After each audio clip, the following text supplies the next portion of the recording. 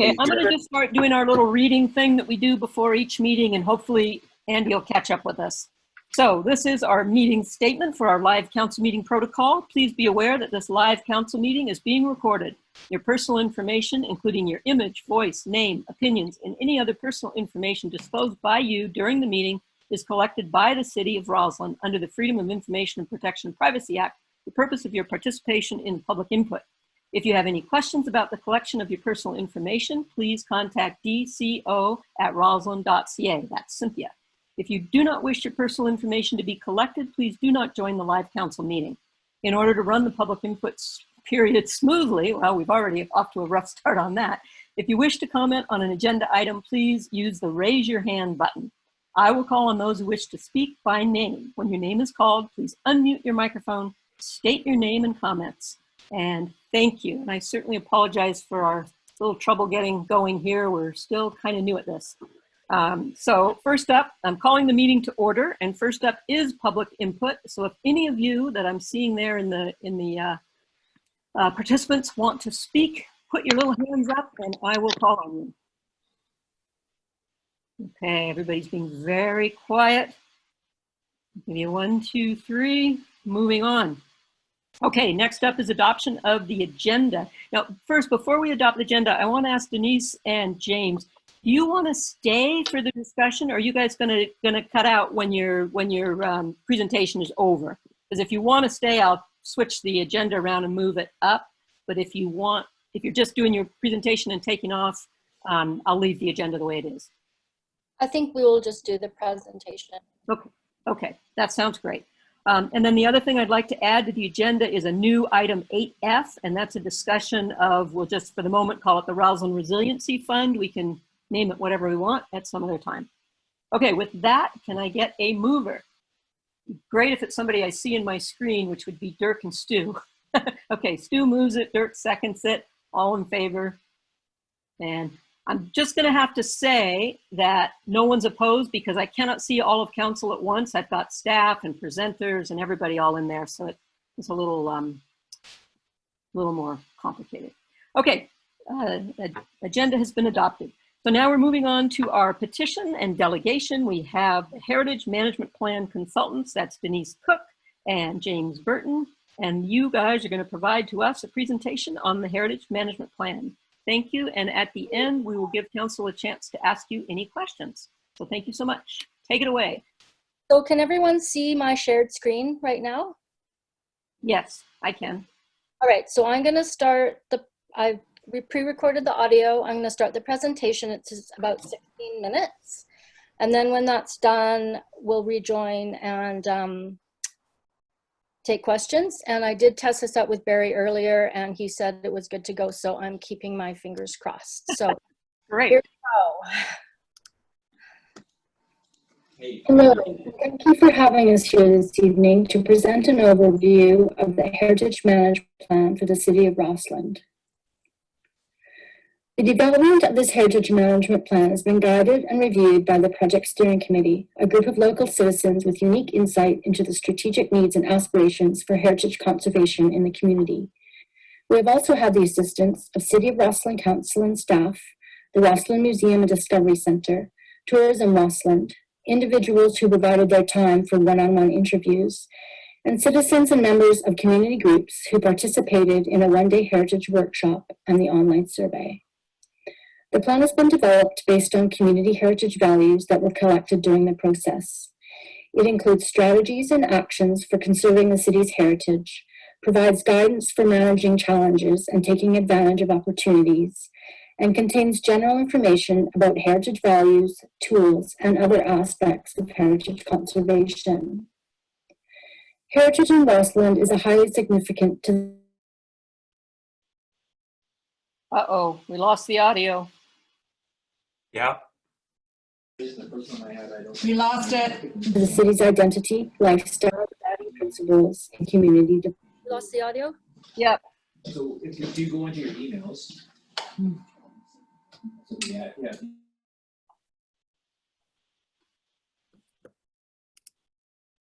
Oh, hello. No. Hello. Hello. No. All right, should I try that again?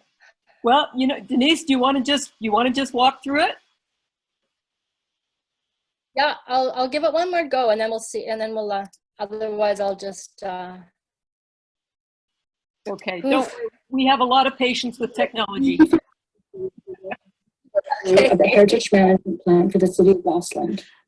I'm getting ready to read the script. The development of this Heritage Management Plan has been guided and reviewed by the Project Steering Committee, a group of local citizens with unique insight into the strategic needs and aspirations for heritage conservation in the community.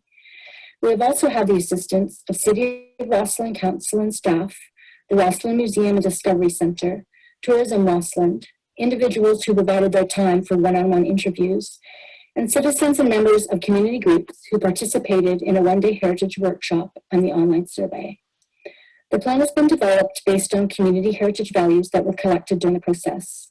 It includes strategies and actions for conserving the city's heritage, provides guidance for managing challenges and taking advantage of opportunities, and contains general information about heritage values, tools, and other aspects of heritage conservation.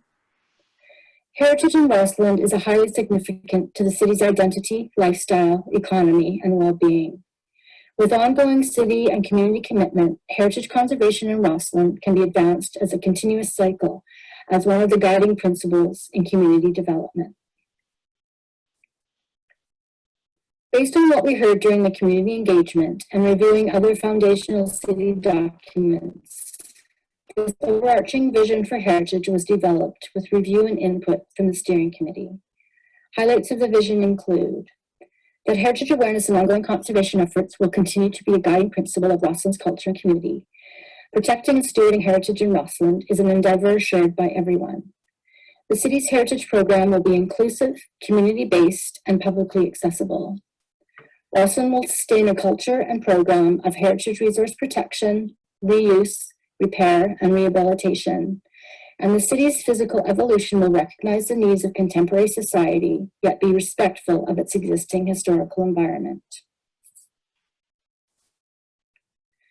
The Heritage Management Plan includes many ideas for the conservation and celebration of Rosslyn's heritage. The city can move forward gradually with implementing the included actions and initiatives. In order to do this, some key principles are included. That the plan is a long-term roadmap intended to be implemented incrementally over time. That the city can move ahead with early short-term actions using available resources, allowing other aspects of the plan to ramp up more gradually. That the actions contained in the plan be included as part of official community plan policy in the upcoming OCP review. That there is coordinated and active pursuit of heritage funding opportunities. That the city provides consistent annual funding and human resources for heritage at whatever scale is reasonable. And that the city will build on success, promoting and publicizing achievements in heritage conservation that will keep the momentum going. Part 1 of the plan provides a background overview and information about the Heritage Management Plan. The plan was commissioned to assist in providing guidance and implementable actions for heritage conservation and planning to ensure informed decision-making around heritage.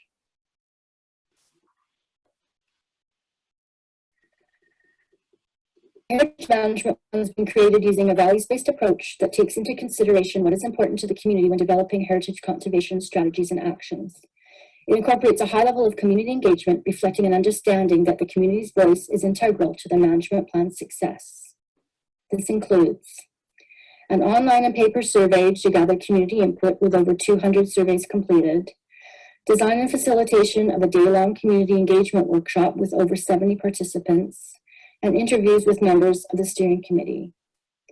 The plan identifies a detailed chronology of accomplishments and builds on this excellent work that has been done in the city with regard to heritage conservation.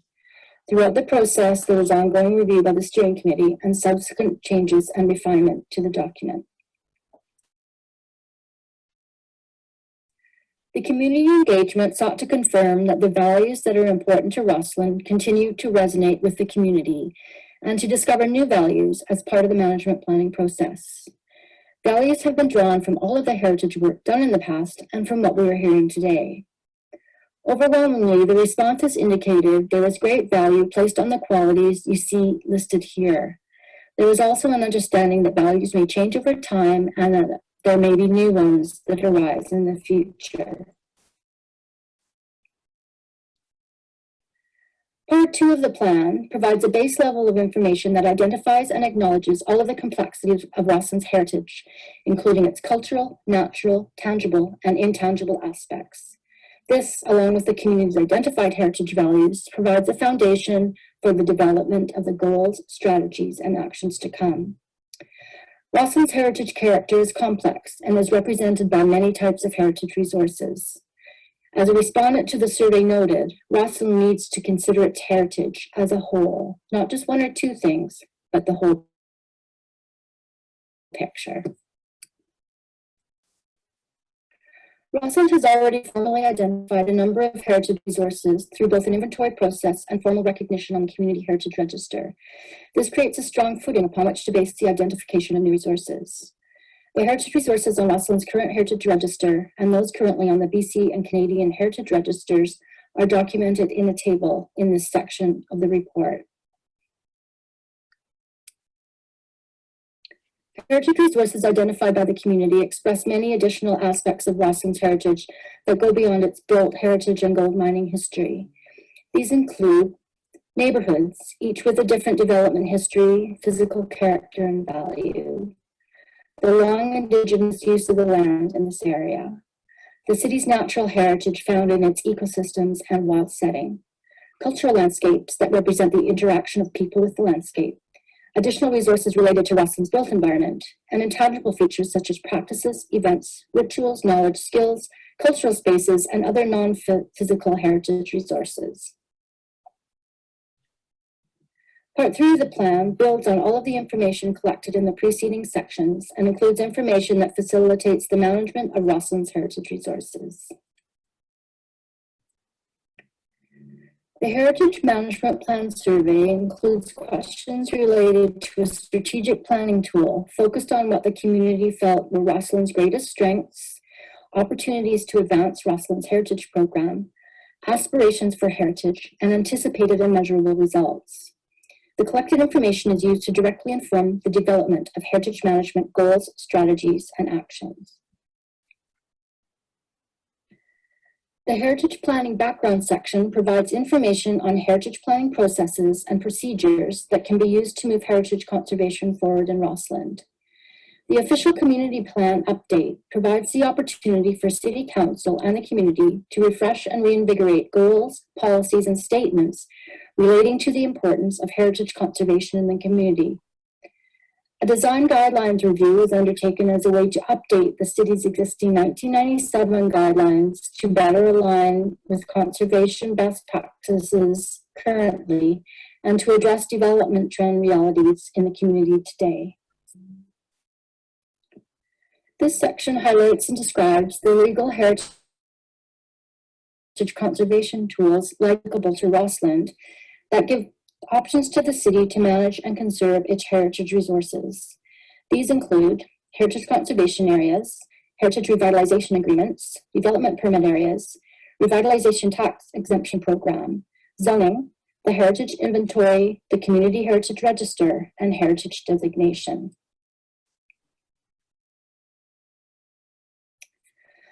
Part 3 is the plan for action and implementation. It is based on 3 core goals for heritage management in Roseland. Build on the city's culture of heritage conservation, facilitate informed decision-making, and conserve the city's character-defining elements. For each of the 3 goals, there is a table like this one that identifies a strategy, the relationship of the strategy to the analysis of strengths, opportunities, aspirations, and results, who might be the lead in implementing the strategy, possible resources, time frame, short, medium, or long term, and ideas about how to achieve it.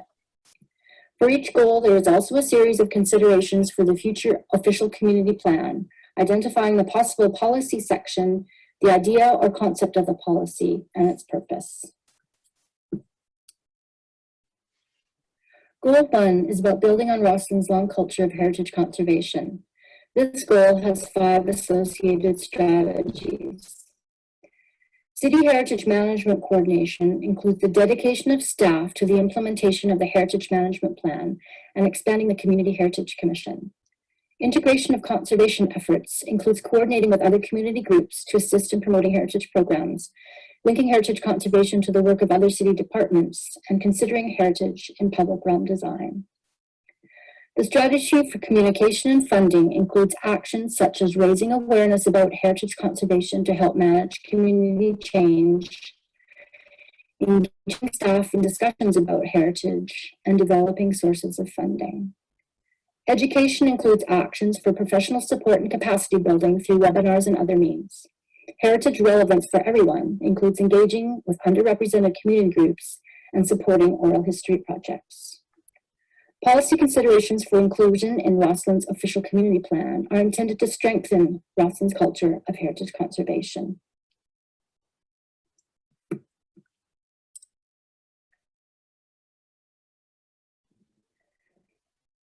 The city and community make collective, informed decisions about heritage conservation based on good practice, research, and information.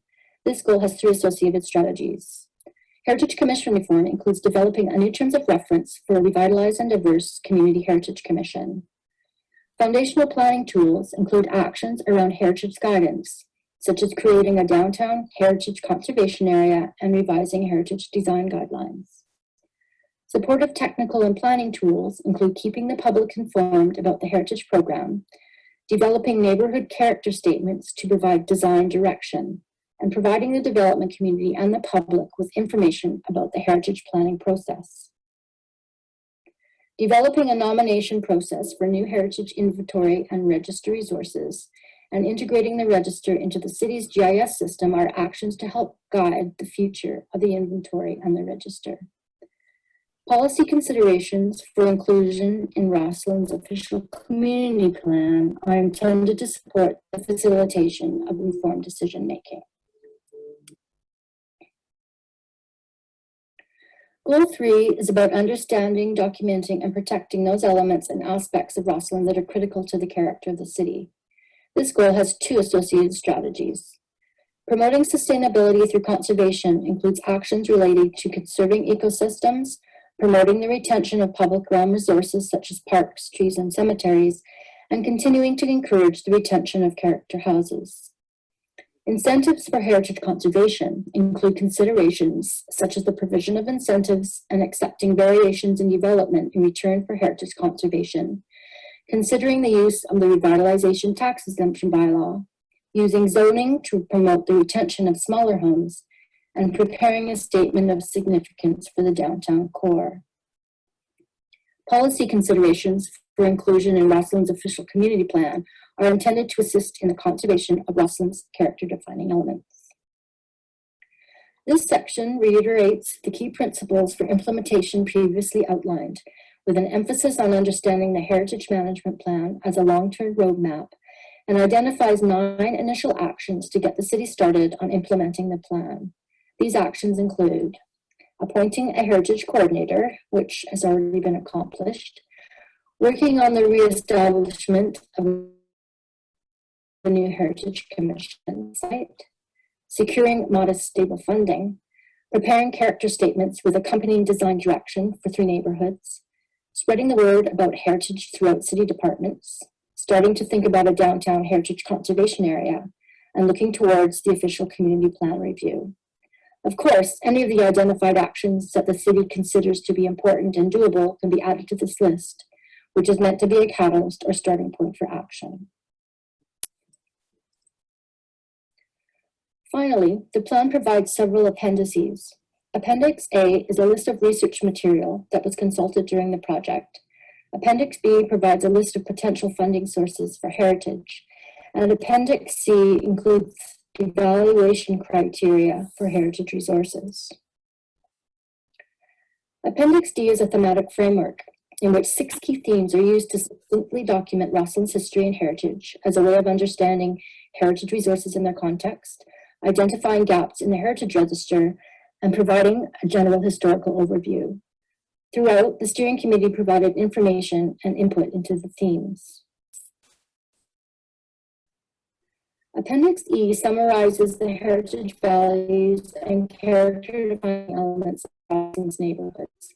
These can be used as starting points for the development of character statements outlined in Goal 3A, Strategy 3, that can be made available to developers and property owners about how to conserve neighborhood character while allowing new development. Appendix F is a glossary of heritage terms included as a useful reference. Appendix G is a listing of the many and varied heritage resources that were identified during the course of the project, along with their values, associated theme, and general type.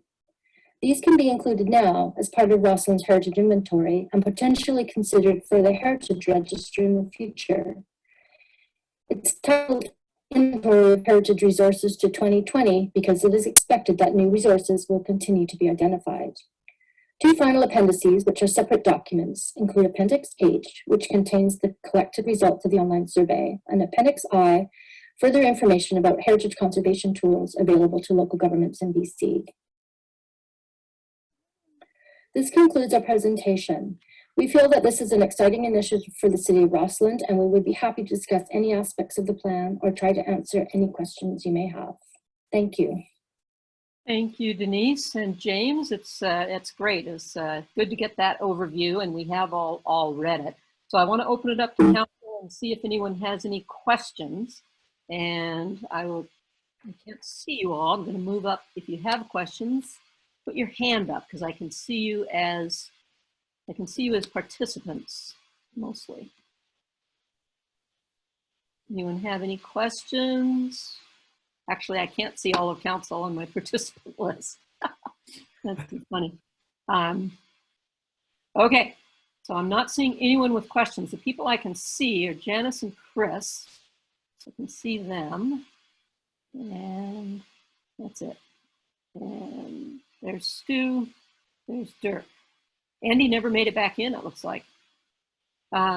Okay, well, it doesn't look like we have questions. I mean, we certainly will be looking at this and discussing our next steps with it. It's a wonderful piece of work, and I feel like it's a really wonderful roadmap for our next efforts with heritage. We're going to certainly have to have a revitalized Heritage Commission to help us through a lot of this. But thank you guys very much. And I'm going to say there are no questions. That was easy. I will give you a little feedback, Denise. The sound wasn't great for me. I don't know how it was for others, but the voice kind of sped up and, you know, sort of ran around a little bit. So I don't know. It might have been better if you just tried to do it. If you do this again. No problem. Thank you. No, thanks. But it was great. Thank you so much. Thank you. And Dave, you too. Thanks a lot. Okay.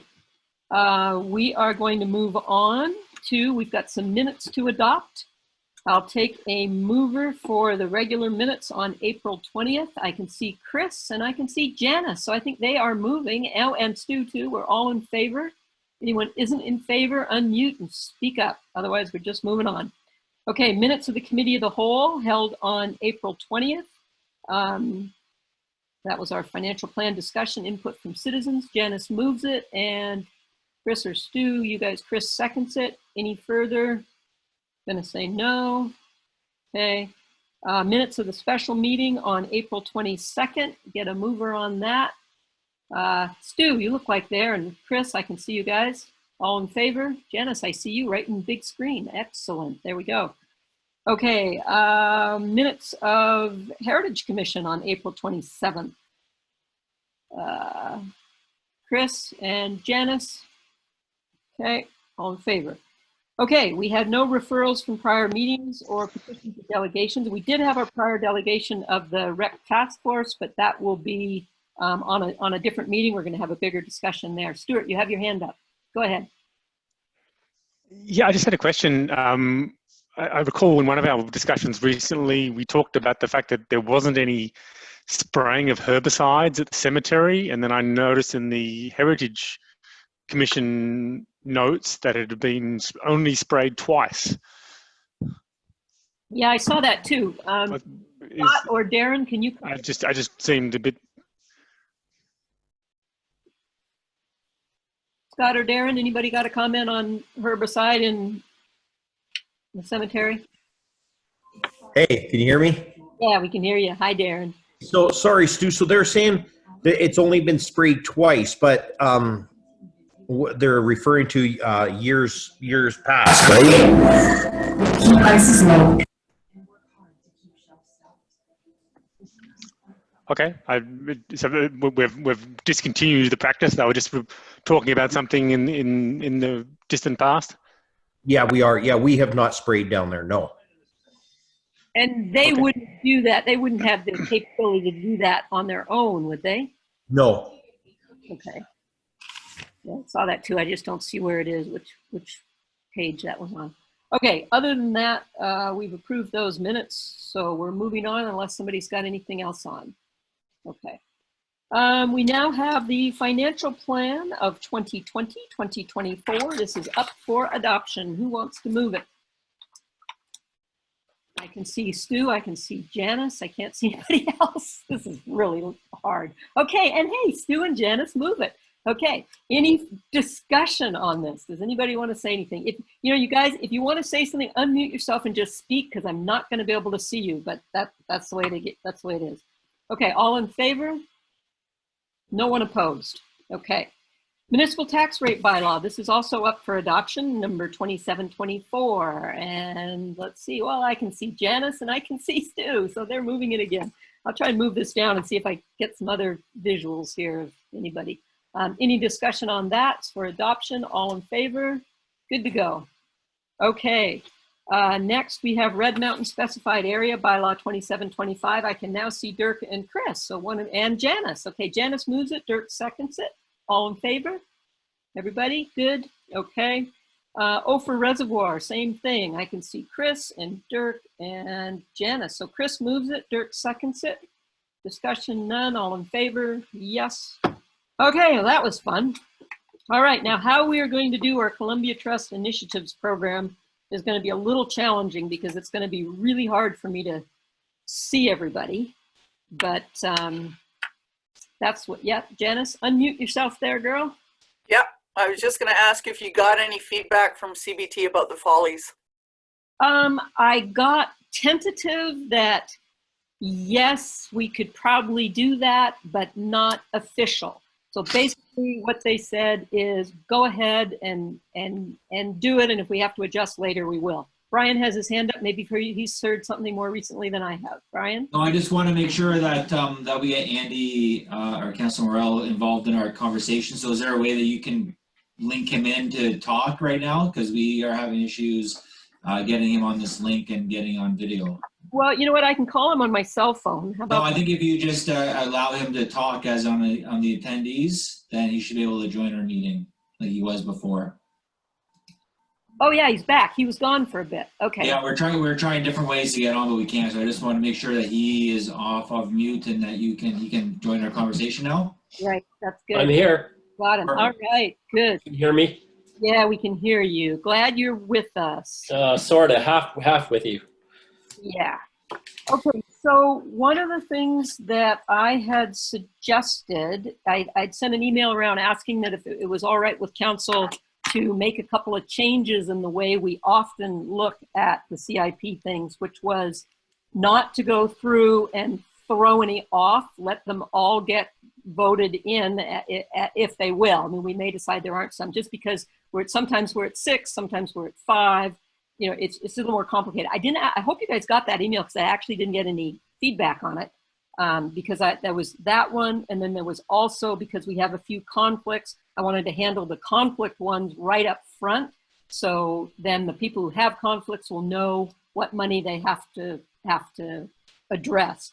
And as we did talk about, we were going to have the 5 who have no conflict put their amounts in, determine the average, and then that average would be what, as if the person who had a conflict actually voted. So the groups themselves would not be penalized because they have a member of their board who also sits on council. But that council would have no input into how the money is allocated.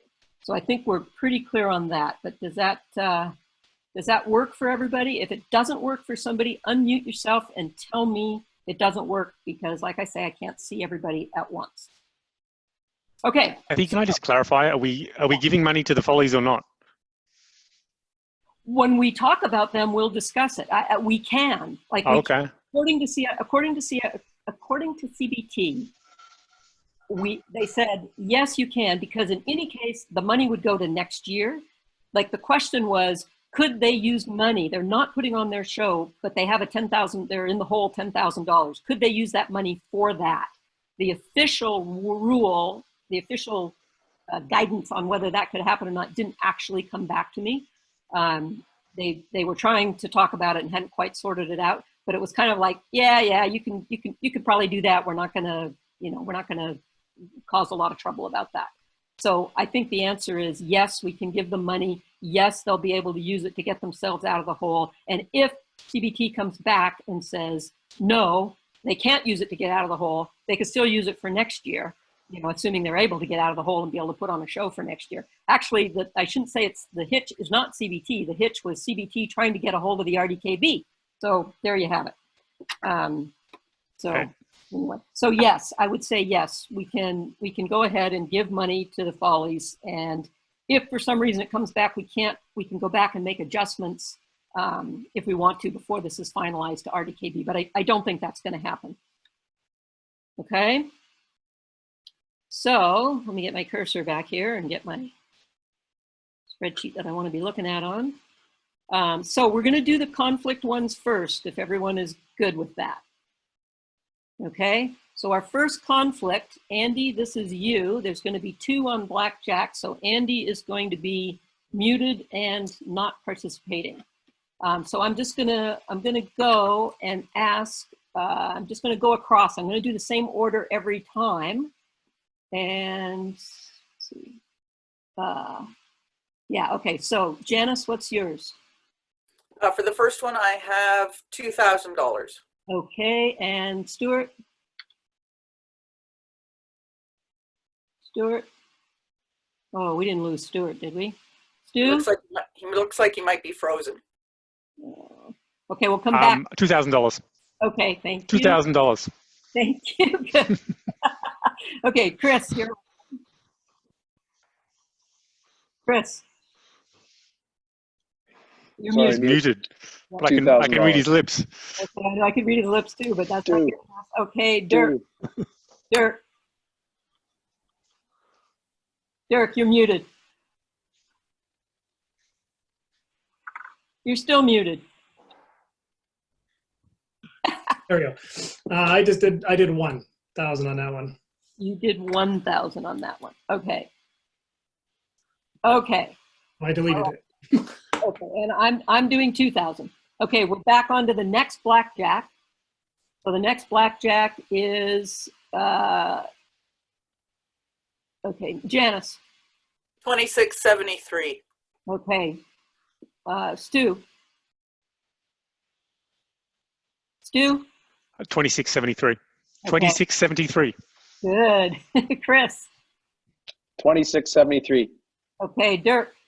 2673. Okay, and I'm the same. Okay, so now Andy. Back. Okay, now Back. Stu, you're out. Okay, So, what do I do?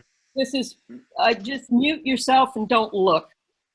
You just can't participate, right? Yeah, I don't really care whether you listen. You just can't talk. Okay, Janice.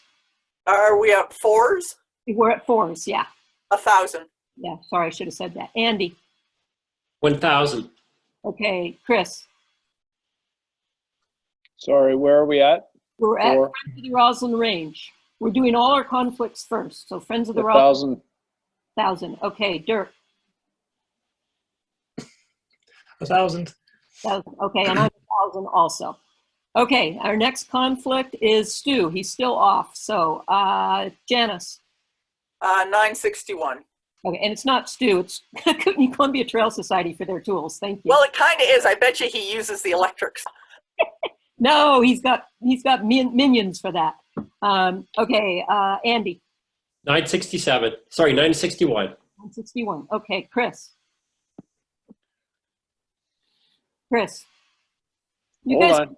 Okay, yeah, you guys can just leave yourselves unmuted for this if you wish.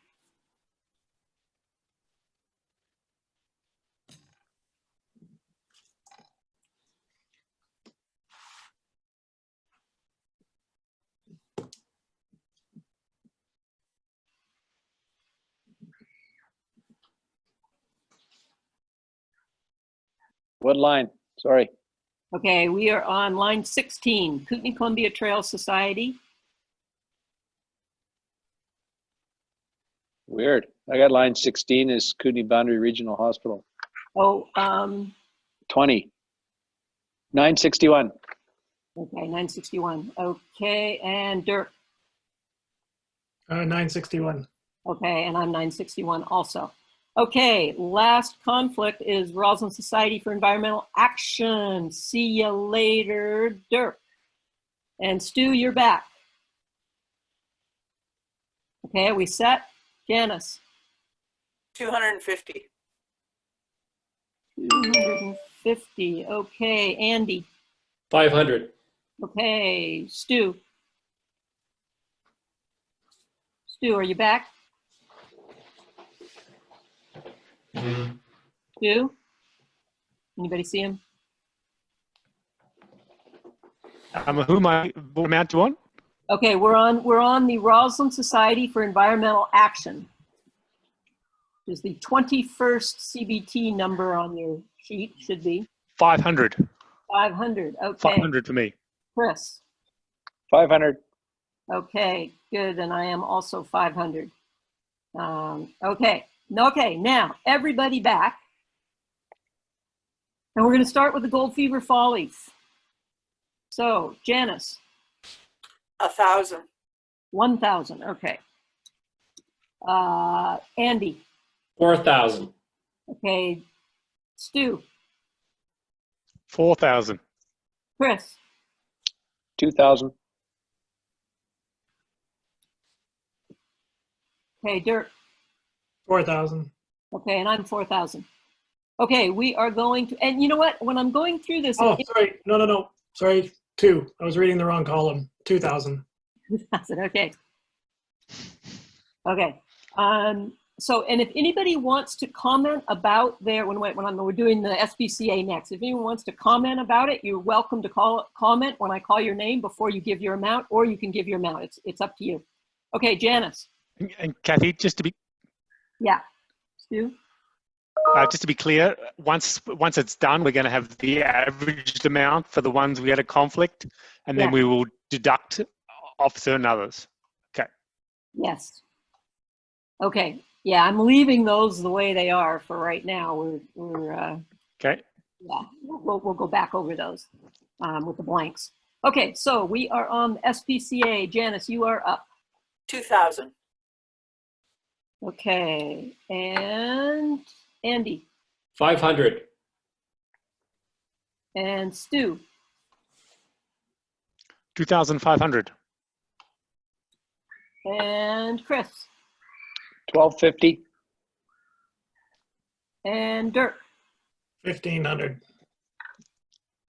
Okay, and I am 2,500. Okay, be awareness. Be awareness, Janice. 2,860. 2,860. Nice number. Andy. Same. 2,860. 2,860. Were you guys copying each other's papers there? No, it's what they've requested. Yeah, I know. I'm kidding. 2,860. Okay. We just love those little pollinators. Well, we should. Chris. 2,145. Oh, Chris doesn't like the bees. Dirk. Just trying to spread it all. Yep. 2,860. 2,860. Okay. Now we've done blackjack. We are down to KISS. Central Kootenai Invasive Species Society. Janice, start us off. Mayor Moore, you got to finish up on your bee awareness. Sorry. Bee awareness. I was 2,860. Sorry. Okay. Janice. 1,257. You know, I had a funny $3 one come out somewhere too. Okay. Andy. 1,260. Okay. Stu. 1,260. Okay. Chris.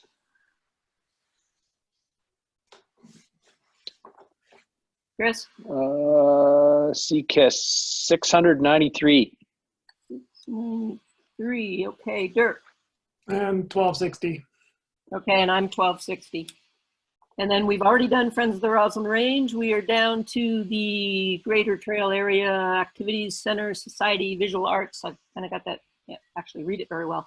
Janice? 0. 0, okay. Andy? 600. Okay. Stu? 600. Chris? 300. Dirk?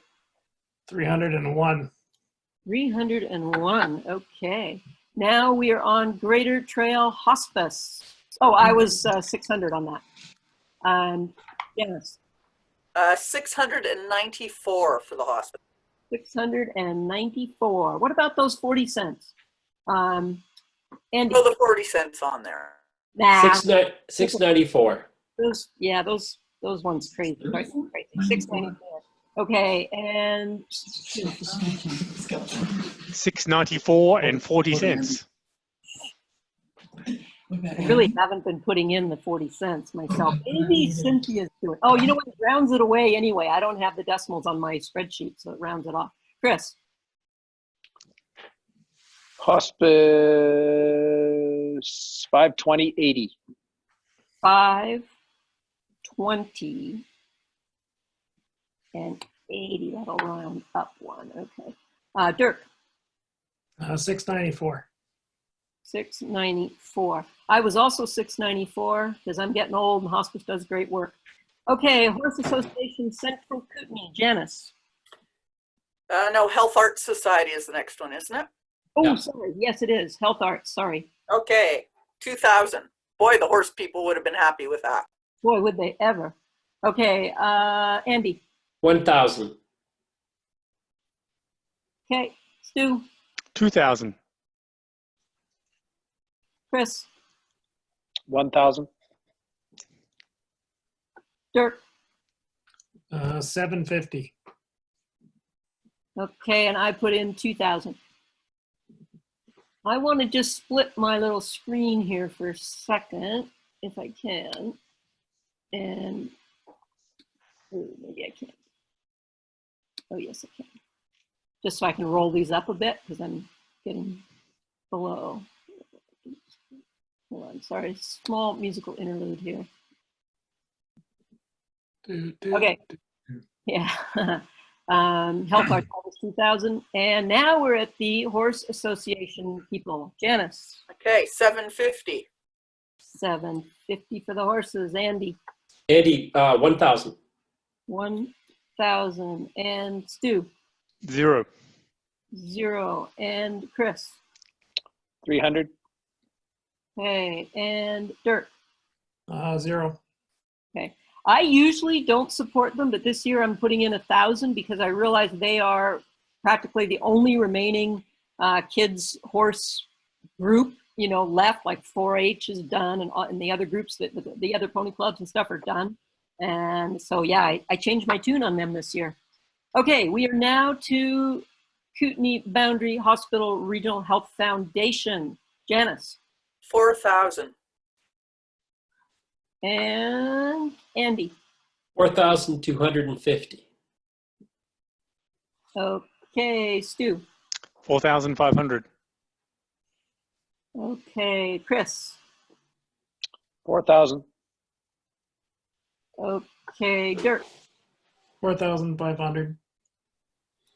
Okay, I put in 3,000, and as much as I love the work they do, the reason I put it down is they have a lot of other places to go to get money, and a lot of the groups on this that come for CIP money really don't have other places to go, and they're really small. So I end up cutting them out a little bit, not because I don't value the work they do, I really do. Okay, Brain Injury Association. Janice? 3,000. Okay, Andy? 3,000. Okay, Stu? 3,000. Okay, Chris? 1419. 1419. Whoa, I missed that. 1419. Okay. Dirk? 3,000. 3,000? Yep. Okay, and I put in 1,500. Okay, we are to the Kootenai Car Share Co-op. Janice? 2,500. 2,500. And Andy? 5,000. 1,000. And Stu? 4,555. 4,555. Okay, Chris?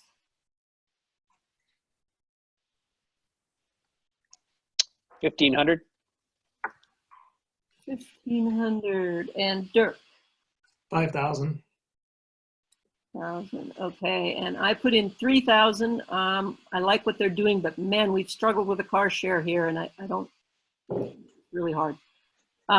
Okay, now we are up to Kootenai Columbia Educational Heritage Society. Janice? 100. 100. And Andy? 0. 0? 0. Okay. And Stu? 0. Okay. And Chris? 100. Okay. Dirk? 200. 200, and I was 200 also. Okay, now we are at Red Mountain Racer Society. Oh, the other thing that I did mention is that in the past, we've often limited any one group to no more than 10% of our total thing. And I didn't hear feedback from people whether you wanted to do that this year or not either. So I did, but whatever. So I don't know if you guys. Yeah, I adjusted my amount and spread the love around a bit more. Yeah. Using that principle. Yeah. Yeah, I mean, yeah. Okay, so Janice, we will start with you. Red Mountain Racer Society, 5198. Oh, so good. 5198. Okay. And Andy? 2,691. 2,691. Okay. And Stu? 3,000. Okay. And Chris? 5,500. 500. And Dirk?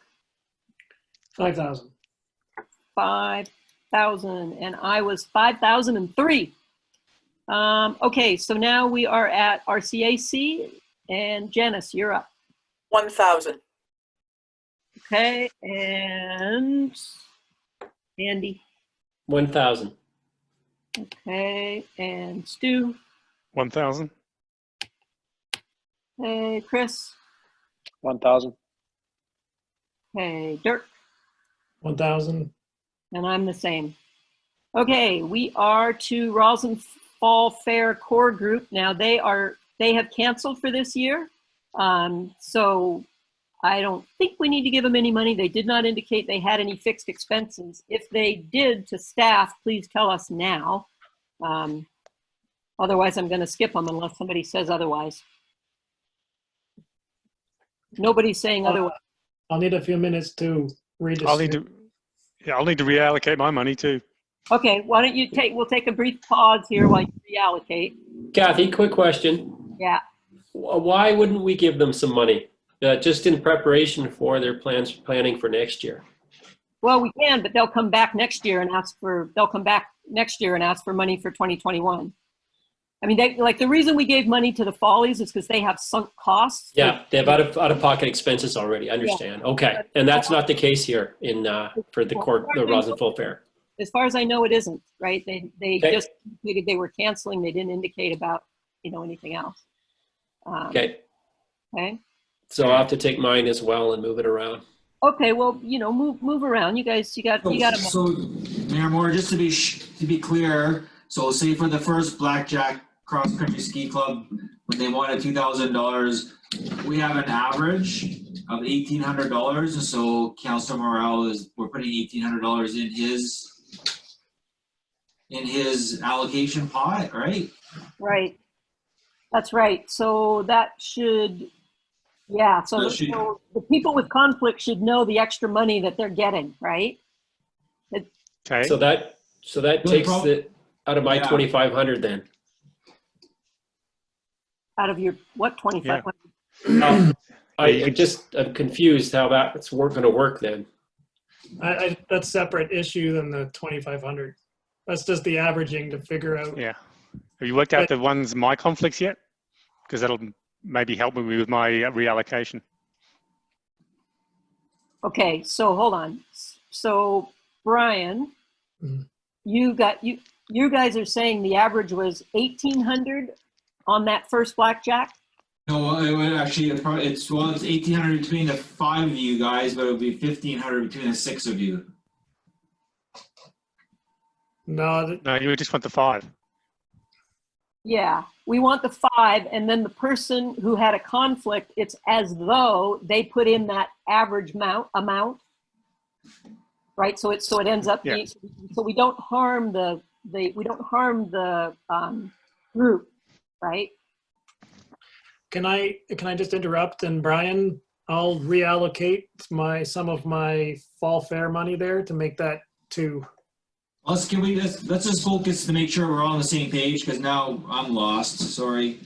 So back to the Blackjack Cross Country Ski Club Society. I have Councillor Nightingale 2,000, Councillor Spooner 2,000, Councillor Bowman 2,000, Councillor Lewis 1,000, Mayor Moore 2,000. So that's a total of $9,000, and the average would be between the 5 of you, or is it between all 6 of you? It's between 5. It's between 5, so it should be $1,600, right? So $1,600, right? Right. So he puts that, Andy puts that in his column. So okay. So then he's just got to figure out he has 1,800 left for that to do something else. And that's all. I guess the difference is between what he wanted, or I guess he didn't vote on it at all. Right. So he gets an additional 1,600 to allocate wherever he wants. Okay. And then for the next one, then for the next Blackjack Cross Country Ski Club. Wait. No. That's wrong. Hold on. Yeah, exactly. He gets 1,600 taken out of his 51,000, and it goes to Blackjack. But right. Yeah. No, that won't work. That screws up the average. No, he just has to put that in the column on his spreadsheet and then balance it out. Then it's fine. Yeah, that's right. So now So you put it in, Andy. You put it in the column under the blackjack, and then just make your total add up, and it'll be fine. But can I interrupt? Then the average is 1,767 for that first blackjack one. Yeah, but can I interrupt? Yeah. Because I do have to redistribute the 2,500. And I would put 1,000 of that into the blackjack. So the average would be 2,000. We don't have to do funky. Okay, perfect. So we take that out. We're changing Dirk. So Andy just gets 2,000. 2,000, okay. So I put 2,000 in that blackjack column then? Yeah. Yeah, because we all of us said 2,000. So that means that's the average of 5 of us. Okay. So the average 6 of us. There we go. Okay, so now the second blackjack. Any other changes? Anybody want to make any other changes to that? Like Stu, you're going to have to make changes somewhere. I'm full anyway. Okay. Well, I was just going to say. Anyway. Yeah, you are. So if I take 2,000 out of, where does that 2,000 come from? Does it come from the wherever you fall want. Fair allocation? You can take it from wherever you want, Andy. Yeah. Okay, so fall fair allocation. Okay. Okay. Well, don't worry. Hold on there. You just have, at the end of the night, you have to have 51,975 in your column. Where you take it is up to you, but try not to take it of ones that we've gone on already. Okay. Gotcha. Okay, so on the second blackjack, I have the average there of 5 counselors is 2138. Right? Okay, so that's what Andy puts in. So that's what Andy puts in. 2138. Okay. Okay. So now we go to Friends of the Roseland Range, and we have the 21. Where are we at with that one? Sorry, the 2168. 2138. 2138. Which for what? The full amount. Okay. Yeah. Okay. Hold on. I thought we all put the full amount on that one. So it should be 2673. Yeah, it should be. What happened? Do I have it? Yeah, I know it should be. Oh God, I have no idea. Hopefully. So you guys are jumping over the gun here. We're having a hard time keeping track. I'm sure you are too. Yeah. Well, where are we right now? But Dirk's right. We are averaging the second blackjack amount. Okay. That should just be the full amount, assuming Andy would have put the full It should amount. be the full amount because all the rest of us said full amount. I'm wondering what happened to my little thing here. Let me just check my formula. It's 2673. Yeah. Just get Andy to put the number in and move on. Yeah, but I'm just trying to make sure that I see what happened. Okay, so Andy puts that amount in, 2673. Okay, now we're down to Friends of the Roslyn Range. And that one That would be 1,000. that one is another, they all win 1,000 on that one. So Stu, you take the 1,000 out Okay. of yours, okay? And now Yep. we go down to the Kootenai Columbia Trail Society, and that also was a full ride of 961. Okay. So that's good. And then our last one was the same. Oh, no, it wasn't. No, it wasn't. That one had a 250 in there. So hold on. Hold everything. 250. Do that. Okay, so that one, the average was 450. So Dirk, you would put in 450. Okay, you got that, Dirk? Yeah. Yeah, because it was 500, or I had 500, Janice had 250, then there was a 500, a 500, 500, and the average is 450. Okay. Okay? 450s in. Oh, that was so exciting, but you know what? We did it. We're all good to go. Well, I need to make some changes on ones that we've already done then. Yeah. Yeah. Should we start over? No, no. Another beer? No, go ahead and reallocate. We'll take a couple of little, you know. I think the only one that I did up high is I gave the horses something. I gotta find them. Yeah, I changed a bunch up high too after the fall fair. Okay, if you guys know you've changed something, I'm going to go back to you individually and ask you. If you didn't change it, we won't do it again. Okay. Okay. So tell me when you're ready. I'm ready. Okay, so I'm gonna go in my order. Janice, do you have anything to change up above where we've been already? Nothing to change. No, thank you. Andy, how about you? No. Stu, how about you? Nothing to change. Okay, so it's just Chris and Dirk. Chris, we'll start with you. All right. Line 10. So line 10, 1260. Wait, tell me who it is, because I think our lines might be different. Okay. C-KISS, 1260. Yes, you were at 693. Now you want to be 1260. Good. Yeah. Okay. Creative Activities Center, Society of Visual Arts, 600. Wait, you were 300 on that? Okay. And then the next one, 694.40. The next one is Greater Hospice. Yeah. Okay. Health Arts, 2000. Sorry, Chris, we lost you at the second one. Can you go back to the second one? I'm sorry. The Creative Activities Center. Yeah, where's that one? I can't find that one. Line 12.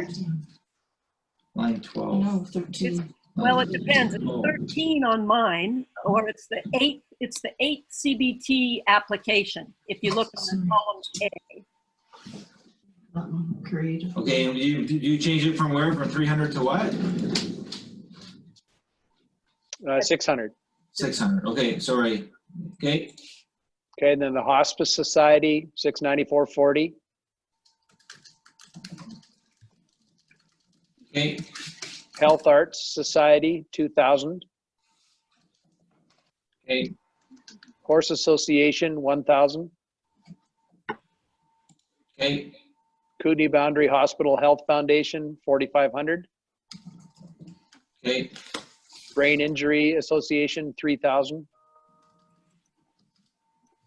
Okay. Kootenai Car Share, 2,000. Okay. That's it. All right. Thanks. Okay, Dirk, do you have some that you're changing? I do. You got the blackjack one already, I'm guessing? Yeah, blackjack. BCSBCA, I went to the 1800. Okay, that's up at the top there. What's that one? Sorry, just where's that one? Number The two. second Number one. two. Oh, okay. Yeah, try and start from the top, Dirk. Okay, sure. 1800 and then 1800? 1800. Yep. Okay, thanks. I think the only other one that we've got to already is the horses. I gave 250 to the horses in line 11 or 15. CBT 11, line 15. 250 to the horses. Okay. Okay. 700. Zero. It's Andy. I gave another 350 to the SPCA. Okay. From 500 to 850. You're at 850 on line CBT number 2. Yeah. Okay. How much altogether? How much? $850 in total? Yeah. Okay. Okay. Okay, so now are we good? So now nobody has anything for Fall Fair. If Fall Fair comes back and tells us they have some, we'll help them in some way. Because, yeah. Okay, now we're at the Ralston Historical Museum and Archives Society. So we're down on, it's easiest for me just to say which CBT number it is, and that is CBT number 20. Okay. Okay, so I think we have 4603. 4603 says Janice. Andy. Sorry, what is the number? Museum. Number 20, Rosslyn Historical Museum. 4,603. 4,603. Okay, Stu. 2,000. 2,000? Okay, Chris. 4,603. Okay, and Dirk. 2,500. 2,500. Okay, and I am 4,000. I'm going to take one quick pause here. 4,000. 31,718. No. Okay. Yeah, something got changed. Okay. Sorry for that brief musical interlude. Okay, we are now to Scouts Tweedmere. Janice. 2,000 for me. Okay. Didn't we skip over one? Oh no, we already. No, we did the environmental action. Oh, okay. Yeah, we figured out that was the 450 was the average, so that's what Dirk got to put in. Okay. Okay, Andy, we're on Scouts Tweedmere. Which number is that one? That one is 22. 500. Okay, and Stu. 1,000. And Chris. 1,500. Okay, and Dirk. 2,000. Okay, and I gave them, what did I give them? I gave them 1,500. Okay, so now we are on the Cristoforo Colombo, line 23, or CBT 23, sorry. Janice. 0. 0, and Andy. 0. And Stu. 0. And Chris. $60. Oh, I think you're going to be reallocating that. Dirk. 0. 0. I gave him 0. Chris, you want to reallocate your 60 to somebody else?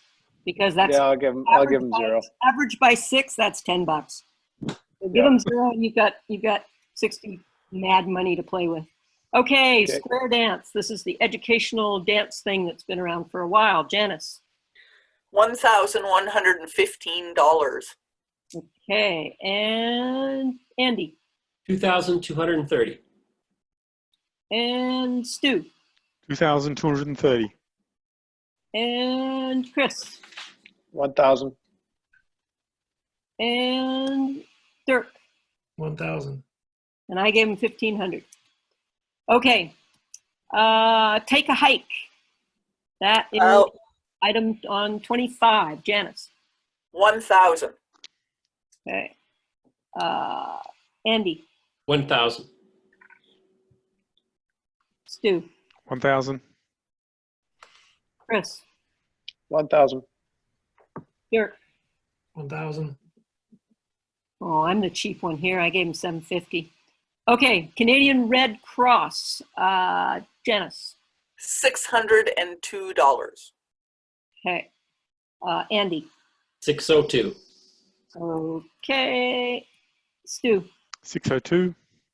Okay, I almost put the wrong number in there. Chris.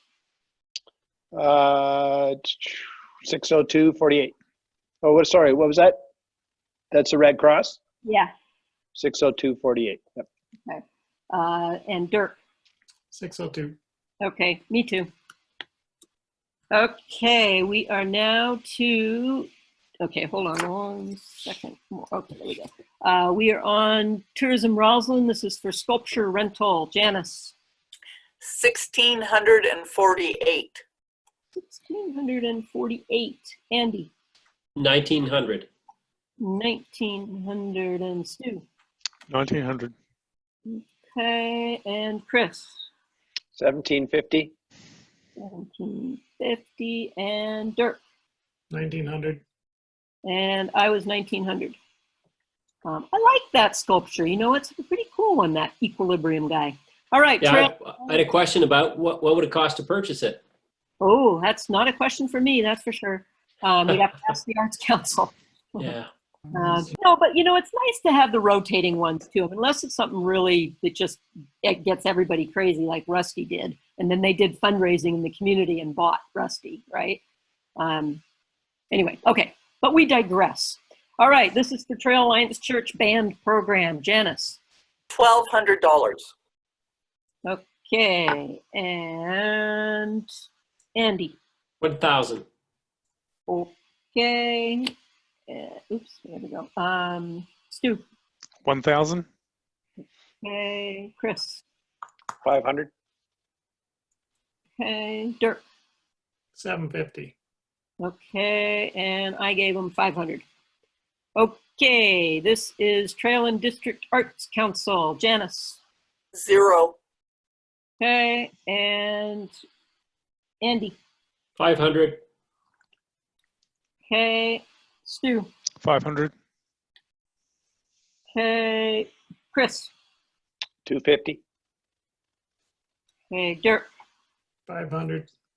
Okay, I gave him 200. All right, Seniors Villa Society in Trail. Janice. 950. 950. Okay, Andy.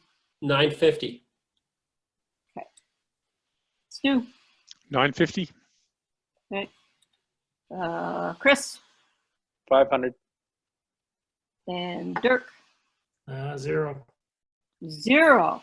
Oh, I gave him right now.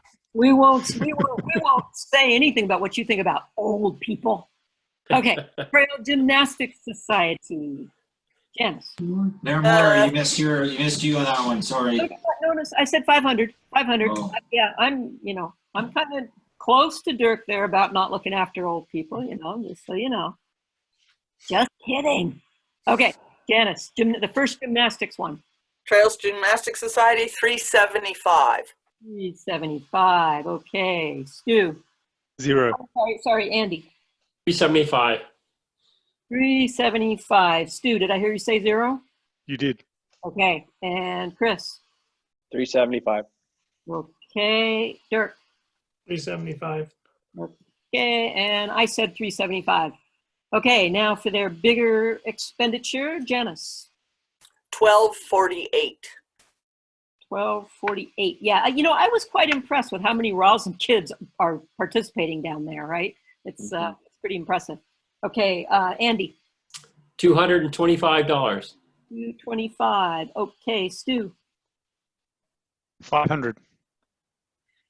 Okay, and Chris. 1247.84. Okay, and Dirk. 1248. 1248, and I was 1247. Okay, now we are at the Trail Pipe Band. Janice. 600.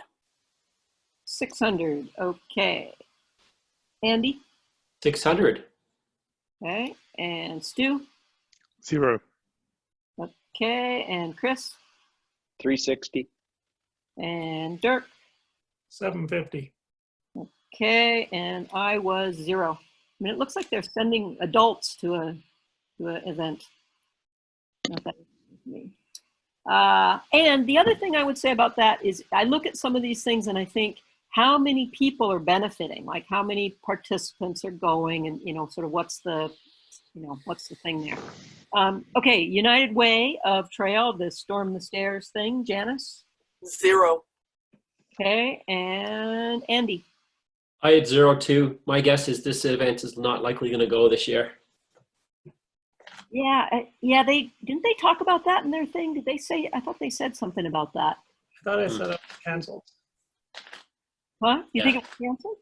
I think I saw that it was canceled. I could be wrong. I've been wrong a lot lately. Ooh, man. Okay, well, Sure. Speaking the truth. well, okay, all right, that's interesting. Okay, let's see, where am I? Stu, did I do you? No, you didn't. Okay, 0. okay, Chris. 0. Okay, and Dirk. 0.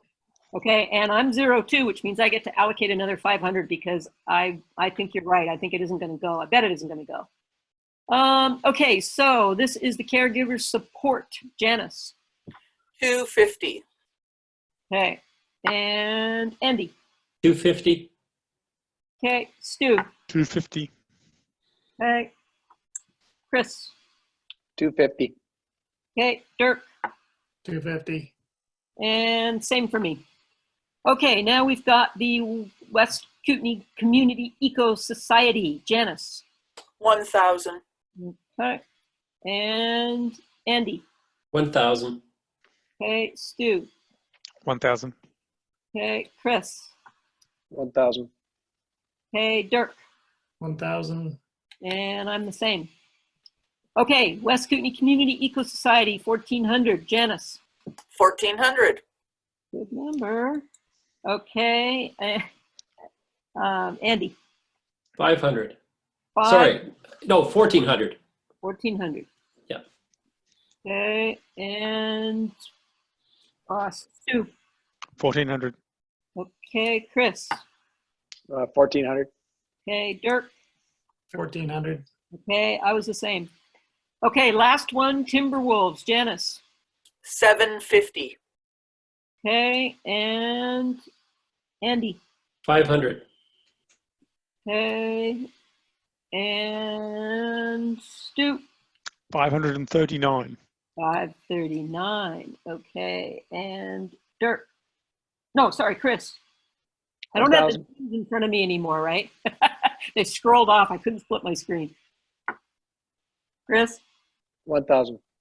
1,000 and Dirk.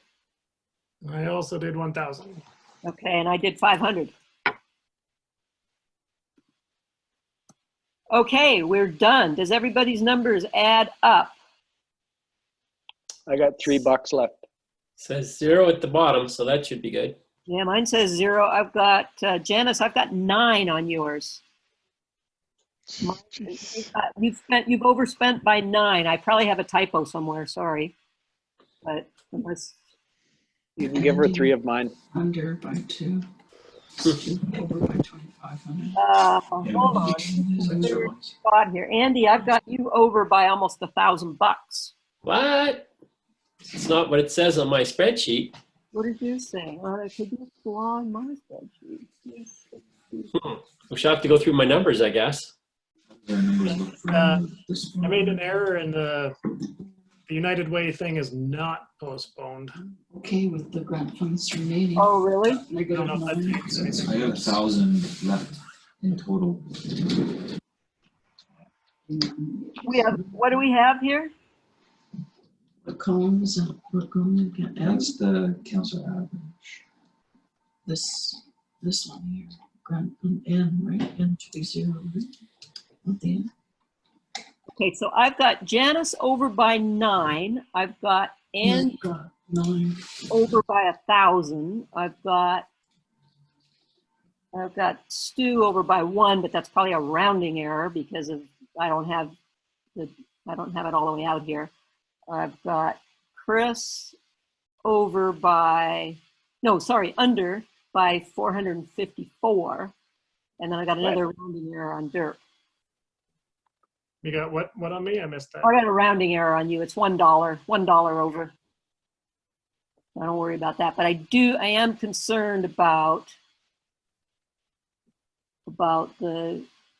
Andy and Chris. I can take my 1,000 off, but I'm showing I'm 0, so that's a bit of a surprise. I don't know where that 1,000 would be. Why don't one of you read it down? Let me read it down. Andy, I'm going to read it down. Can you just go to your column? I'm not going to read who it is. I'm just going to go down the column. Yep. And Cynthia or Brian, whoever is there, check yours too. Oh, wait a minute. Cynthia or Brian, do you guys have the correct number for Andy? No. Okay. Okay, so we're going to go down. So Andy, starting at the top with Gold Fever Follies, 4,850, 2,860, 2,000, 2,673, 1,260, 1,000, 600, 694, 1,000, 1,000. There it is right there. Okay, what you got? You got a horse association? Yeah. No, I had 0. You had 0. Okay. I had 0. Okay. Well, that's going to make a big difference. Yeah, there's 1,000 right there. So I had 0. Okay. You're clear. Okay. Okay. So, Janice, I should probably check yours, and it's probably a typo on my part too. Well, hold on. Cynthia, Brian, you have Janice correct? You guys have Janice correct? I have her by $9. I have her. Yeah, I have her 9 also. Okay, Janice, I'm going to run down yours. Okay, ready? 1,000, 2,000, 2,860, 2,000, 2,673, 1,257, 1,000, 0, 694, 2,000, 750, 4,000, 3,000. I've got the same thing you guys do. I don't know how I did that, except I was scribbling at the last minute. Oh, okay. So you do. Okay, well then just tell us where you want to lose $9. Right. Oh, geez. Look for one of those funny ones. You know, you've got 5,198 on Mountain Racers. And yeah. Okay. Sure. Yeah. So let's do 5,189. There you go. How's that? Okay, let's see. You come clean. You come clean. Okay. All right, Chris, we got to do you. Unless staff has Chris correct. 5,189. Are you? How do you guys look on Chris? Just a sec. I still have Andy wrong. Andy still has $3,000 left. No, that may have messed up because of Yeah, no, I have Andy's right as total altogether. Yeah, when we had that in. So I'm just gonna put we're gonna put their numbers in, then we'll take them out so the average doesn't get screwed up. So for Councillor, who we are now, we're on Councillor Spooner. I have Stu is clear. Well, the one, but I think that's a rounding error, right? So the only one that looks problematic to me is Chris. Okay, let me just add in his. Oh my God. Okay, let's go. Let's see. Let's go down it, Chris. Okay. Okay, 2,000, 1,250, 2,145, 2,000, 2,673, 1,260, 1,000, 600, 694, 2,000, 1,000, 4,500, 3,000, 2,000, 100, 961, 5,500, 1,000, 4,603, 500, 1,500, 0, 1,000, 1,000, 602, 1,750, 500, 250, 500, 375, 12, Hold on. whoop, After 250, 500. okay, I had 950 there. At the 500. Okay, 950. Yeah. Okay, that's for the valley, the seniors villa. Okay, then three. Right. Yep. Oh, let's see. Does that equal out? Oh, now you're still $4 off. Uh-oh, hold on. I've lost my place. Trail gymnastics, first one. Trail gymnastics, first one. Okay, 375. Yep. 1248, 360, 250, 1,000, 1,400, 1,000. Yep. Okay, I have you off by 4. Yeah, so do we. You can spend 4. Let's give it to the SPCA. Okay, back to the SPCA, back to the SPCA. 1254. Okay. Okay. 1254. Okay. Okay, so staff, if you want me to read you the conflict ones, because I have those numbers correct, I believe. Would that help you? So are you still unaligned in that? Or are you guys okay?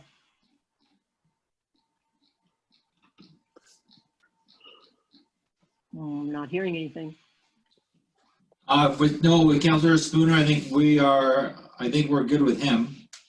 Yeah, but the ones that I wasn't sure that you were talking about being confused about what the numbers should be for the conflict ones. And I believe I have those correct. They should all be what people asked for, with the exception of the Roslyn Society for Environmental Action, which is CBT 21. Right. Yeah. Okay, so that one, if you go across, it should be me for 500, Janice for 250, Andy for 500, Stu for 500, Chris for 500, and then the average of that is what Dirk gets to put in, even though he didn't vote for it, and that's 450. 450, yeah. Okay, so I think those were the only ones. So everything now should be adding up. Hopefully it does. Yeah, so I think that we're good. Hey, not bad. Okay, good, yeah. And I have to say, this is the first year that we haven't had like 3 times as many applications as we have money for. So it felt pretty nice. It felt pretty easy going. So, okay, I'm going to get rid of this spreadsheet and we're going to move on. Good job, everybody. Okay, so now we are looking at the pool. And this, the request from staff is that we provide further direction.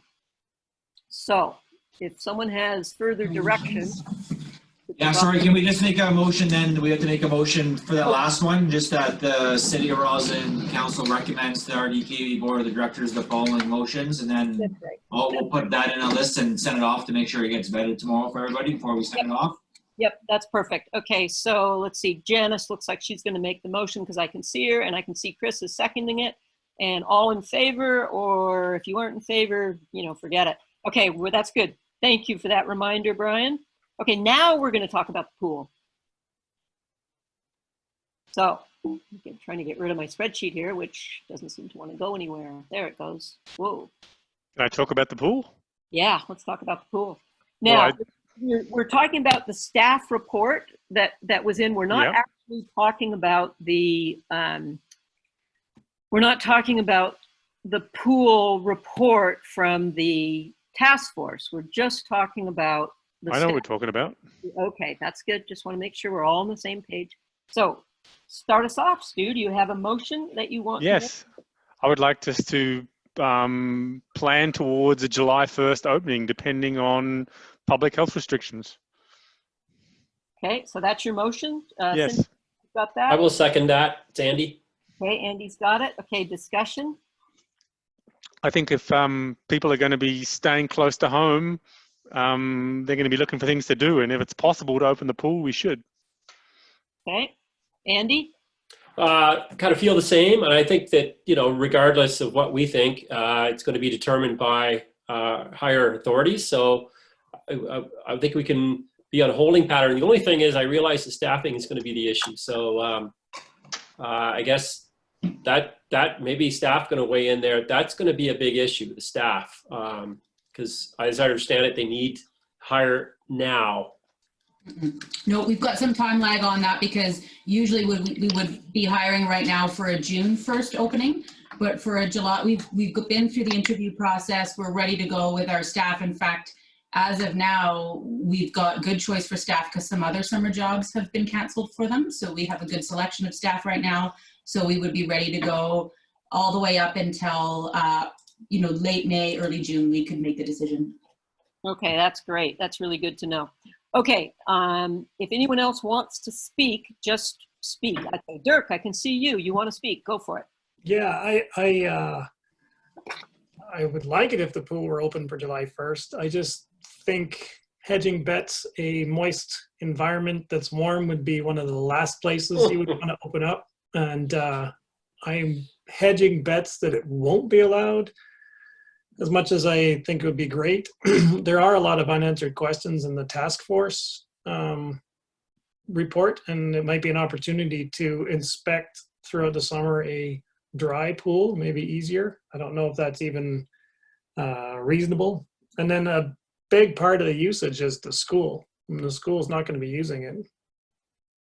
Can we get some staff comment on that, both from Actually, unfortunately, the CDC has released information that the virus does not transmit through chlorinated water with the particles per, Darren would know the better term than I do on the particles per volume of water. So the touch points coming on the edge and in the showers and the bathrooms are going to be something we're going to have to work hard on if it opens. But transmission through water is, they have released that info that it's not a concern as of now unless something changes with further research. Darren can weigh in on the whether we can inspect the pool better for how long we have with it or future repairs to it without water. Sorry, I'm forgetting there was a third question. I think just that a big part of the usage in June is the school. Yeah, so that is in June. So if we're talking about a July 1st opening, the schools and the daycares don't use them very much. Well, schools obviously not at all. And daycares, just the occasional one will drop in during a public swim for July, August. So that shouldn't impact the user groups in those months. So that would put it at around $40,000 a month then to operate it? So the biggest question on the report, as the report said, you know, the assumptions that were made on, you know, saving a third of the expenses, but then losing a third of the revenues. There's so many what ifs still that would alter that I can't give you any idea as to what we're looking at right now, because am I running with programming? If summer camps are going to go, which it's looking like things are trending in that direction that they will with certain changes, then I would estimate that we'll see an increase in enrollment this summer because kids haven't been in school, but then can we handle that? There's so many questions still to be answered, so I cannot really give an estimate apart from just taking a third of the revenues and a third of the expenses. Darren, do you want to comment on the thing about inspecting it without water in it before July or after July? Yeah, I mean, no, if we know within, you know, a couple of weeks that we're going to open up, then it's not a problem to make the inspections and get it up and running. Okay, I think Dirk would have been talking about some bigger inspection. Dirk, were you thinking more along? I haven't had a chance to re-review it, but it seemed like there were a lot of questions about potential costs and what needed to be done. It wasn't really very clear in the task force report. I thought having it closed would be an opportunity to evaluate it more thoroughly. Darren, I think what he's asking is for the failing of the rebar structure underneath the pool, whether, you know, you could get a better idea of how long we have with that or what. I mean, I think we know we're looking at a complete rebuild anyways, regardless of, you know, whether there's water in there or not this summer, but I think he's asking if you can get a better idea of how long we have with the existing structure if we go the summer without operating. No, that wouldn't help too much at all, Dirk. If I mean, we want to do some core sampling to ensure what we can see from underneath is not worse or better. But no, that can be done. That can be done at any time, whether it's it could be done in September, October, on the off seasons. Okay. Okay, that's good. Any other questions on this? Janice, I think you had your hand up, didn't you, a while ago? I did, and I just, I really liked a lot of the points that Christy put in her staff report about trying to do a few more events with smaller groups and the spacing. I think that, in fact, with the health issues that we're facing right now, we might actually get lucky that we have this outdoor pool, which nobody else does, because we're not dealing with recirculated air and all those other issues, although we have touch points. And I do believe that if we are able to open it in a healthy manner and keep people safe, that it will actually see a little bit more usage this year.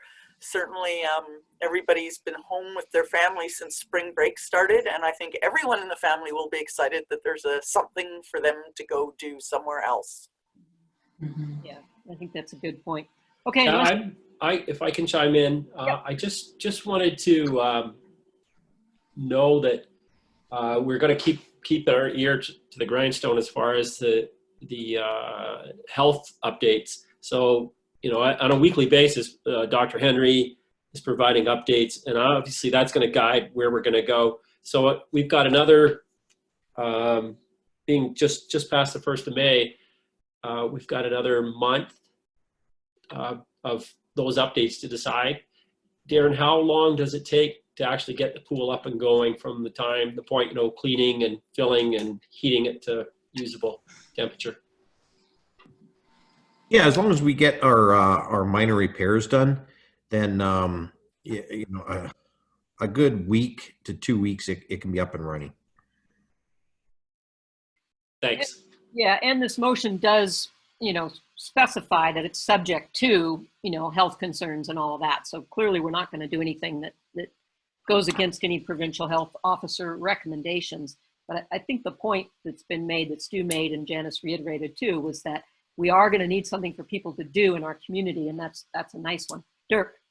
Is there a reasonable exit point? So if we get to June 7th and things don't look like they're going to open up, do we lose money by hedging our bets this way? Or is it the money comes all after, once it's open, or the week leading into it to get it open? Yeah, once that's that date that I put on option 2 that we would essentially have to decide. And I think that the thing that we need the longest lead time on is the staffing. And so if we don't know in time to pull the trigger on hiring and training and, doing our in-service training with our staff, then, we won't have any issues having spent money through Public Works and Darren, because the staff predates that, dealing with the staff. So those are those dates that's that date I put in option 2 in the report. And are we committed to the staff then if June 22nd we can't open? We wouldn't commit to the staff by that date if we don't have provincial authority to open by the the Life Saving Society, the province, Interior Health. We need all that. Then we wouldn't pull the trigger on the staff, and we wouldn't open, and we wouldn't lose money. Okay. Okay, anything else on this? If you want to speak and I can't see you, put your hand up on the thingy jigger. Okay, I'm going to call the question. All in favor of this motion to plan a July 1st, subject to health officer concerns? In favor? Chris, I can't see you, but if you're opposed, yell out. I think it's good to go. Okay. So staff, can you see all of us? Can you see all of us? Okay. Well, then if you can, then help me with counting the vote, because I cannot see everybody at the same time. So that would be great. Thank you. Okay, good to go. Next, we are looking at our official community plan steering committee terms of reference. So I'd like a motion to approve this, and then we'll get some discussion going. So who wants to move it? Chris moves it, and somebody who I can't see. I'll second it. All right. Okay. Okay, so discussion. Chris? I think this is an excellent start. Okay. Janice? Me too. Okay. Anybody else want to speak to it? Dirk? I had a few things. One for F on page 214. It says there that the council would be in no way bound.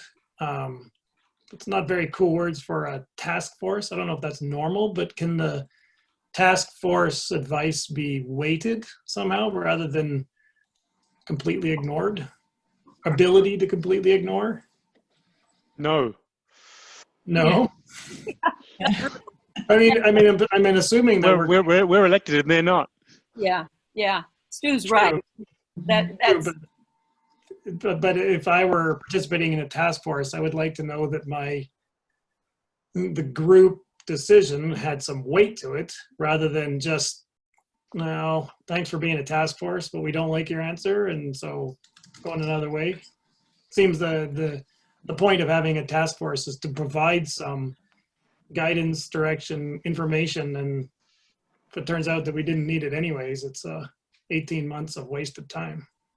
well, or if it turns out, they went down some rabbit hole that wasn't what we were looking for, we're not going to be bound by it. I really think, maybe the language, maybe there's some wordsmithing that can happen there, but the intent is the same. We are not bound by anything a task force or an advisory group tells us, right? But we will listen to it because that's the whole reason we got them together. Stacy, do you want to comment on that? Yeah, I completely agree with what you're saying, Kathy. And we don't want council to be bound by any advisory committee or task force or anything. In the end, it's council that has been elected and council that makes the decision. But obviously, council would listen to the task force because they represent areas of Rossland. So it's kind of obvious that they would, but they're not elected. So that's kind of the main point. All right. The next question for me was just that there are a lot of really good community organizations that, would they be interviewed as part of this task force? I didn't see that in there. Or would they be involved in it, like RC, KCTS, Heritage?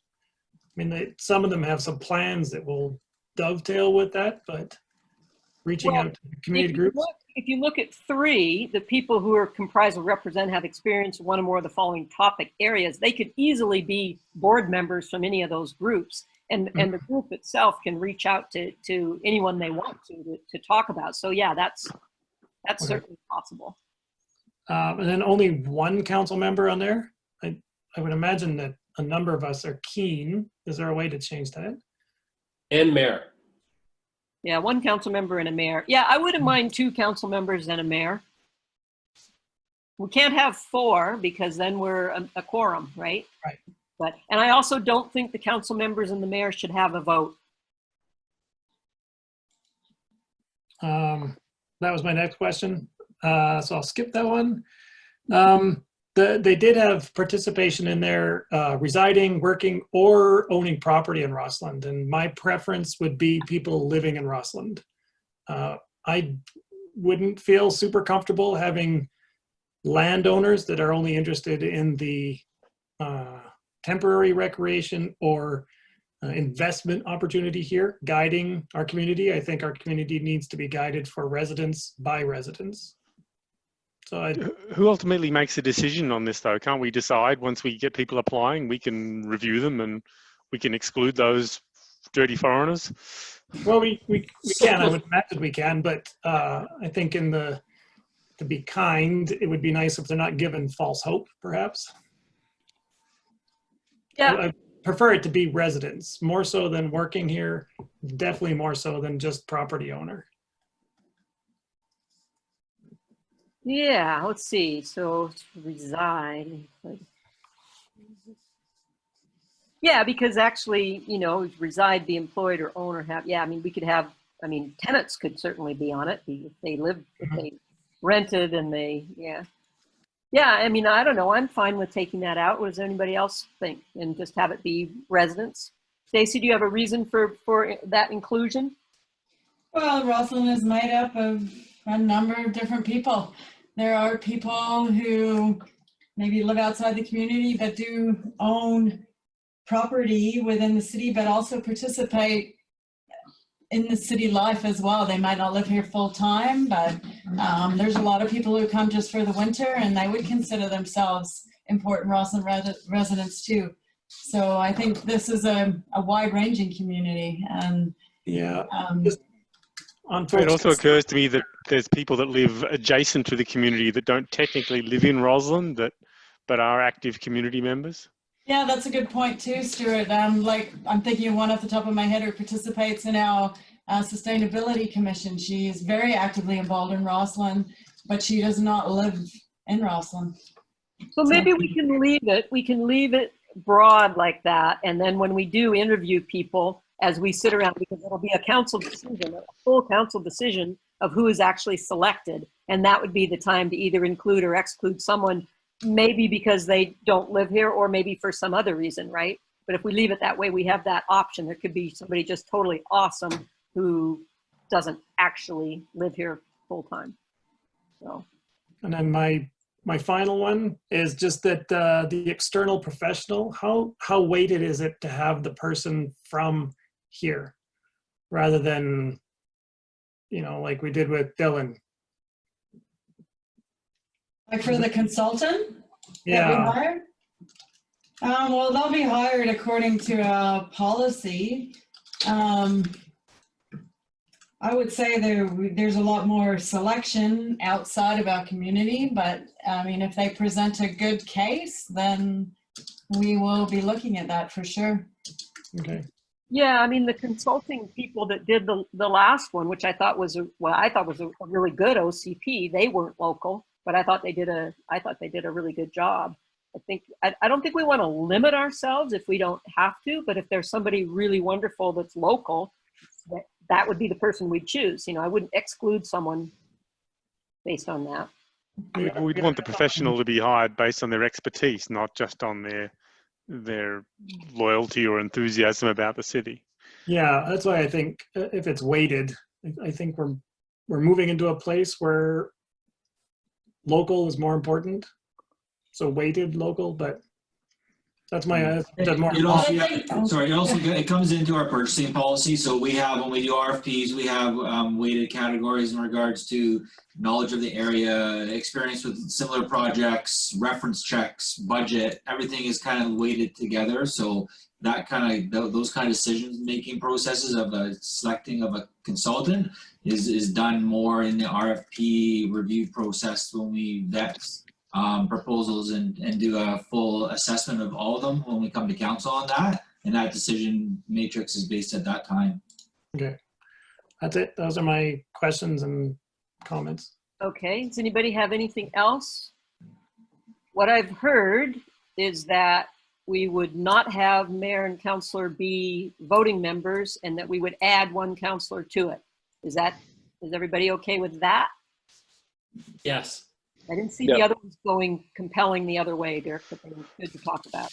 Can I ask Kathy why mayor and council don't get to vote? Well, because we vote on the OCP. I feel like I'm not really comfortable with councillors having voting powers when they're on liaison or subcommittees of community, because we vote again when we come to the table. So. But my limited experience in this is that when I'm a non-voting sort of member, I just feel like a bit of a lurker on these things rather than a real participant. Well, that's attitude. That's not voting. but that's a good point. I mean, I'm good to go with what the group wants. You guys just got to speak up, and I can't see you, so you have to holler. But it's for me, it seems like you'd have the council members on that would have sort of an outsized influence advantage over the rest of council, for that matter. But maybe not. Anybody want to speak to that? That crispy chicken on toasted brioche. It's my. Anybody? Nobody? Okay, so we're gonna have to take a vote then, I think, because we've got some. Stu, you want to keep it as voting? I don't know if I feel that strongly. Okay. Well, I just have my limited personal experience. I don't know if that is necessarily relevant. Of course it is. Of course it is. Stacy, do you want That's how I felt at the time, but you know, people probably have more experience on this than me. Yeah, well, true. But Stacy, do you want to comment on that? I was just modeling it off the other task forces that we've had in the past and the Heritage Commission, Sustainability Commission, where council are non-voting members on those task forces. So that's what I was modeling it off. So I don't feel strongly either way. Yeah. Okay. Well, I prefer that we don't vote. So yeah. Well, on the thing here where it says membership position, I thought you were recommending that it was a voting position because you only have you as being the non-voter. True. So. Yeah. True. I don't know. Anybody? We're good to go. I'm going to move on. Okay, so we're taking. Yeah. Well, just thinking if there are more counselors on there, then perhaps non-voting is prudent. Yeah. I don't quite understand the difference either, but if we're weighting it with more council, then I don't know, kind of giving ourselves a head start. Yeah, I think so. Yeah, so we are changing it to 2 council members appointed by council, and that's council. That's not me appointing them. That's all of us deciding, right? 8 community people that we, figure out. Stacy and okay, yeah. So let's do it that way. Let's do 2 council members non-voting, 1 mayor non-voting, and 8 community members voting, and manager planning non-voting. Oh, but now look, we've got an even number of people who are voting. We just have 8 people voting. That's not good to have an even number. Yeah. Maybe it's a tie break. Yeah, there you go. Yeah, there you go. You can have the council member be a tiebreaker. Otherwise, let it go. I mean, most of these things, they don't end up that controversial anyway. No. Okay, so with all that, garbled discussion, we're going to move on and vote on this. Okay. So Cynthia, you got the changes we're making? Yeah. Minor as they are. All in favor? No one opposed, unless you speak up, since I can't see you. Okay, so now we're going to the Heritage Plan. So the recommendation is that Council adopts the Heritage Management Plan for Roslyn as a guide for sustaining Roslyn's heritage. Do I have a mover for that or any other motion? I'll move it. Okay, Chris moves it. A seconder? Dirk seconds it. Okay, Chris, you're up. I think we've gone around this a lot, and I think that they've put together a good plan. I'm willing to accept it the way it is. Okay, Dirk? There was one bit on page 223, though, that said that that it would be a commitment by the City of Rosslyn for consistent annual funding. I don't know if are we committed to that if this goes ahead, or is this just Well, I mean, I think Denise was pretty clear in her presentation that this is meant to be incremental, and you do it as you do it. It's a big vision thing that goes on.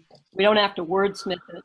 And I would say, I mean, we already commit annual funding to the Heritage Commission, and if we probably would need to invest some more, but this doesn't, no one's going to sue us if we don't, right? It is up to us. So. Okay. Staff has any other comments on that, they can speak up.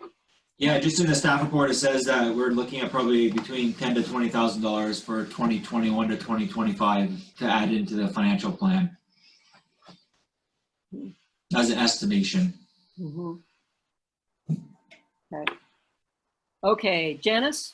And we are accepting this as a guide for sustaining Roslyn's heritage versus a Bible of how to sustain Roslyn's heritage. I thought. Yeah, that's true. I mean, it is like, any of the other things that we've done, active transportation, whatever. We look at it and we work on it for years, but it's just sort of nice to have it there. Stu, Janice. In the end, any things that you decide to implement become an additional council decision anyway, much the same as the active transportation plan. You decide where grant money goes or funding in the budget. So you have more decisions to make down the road as to how it gets implemented.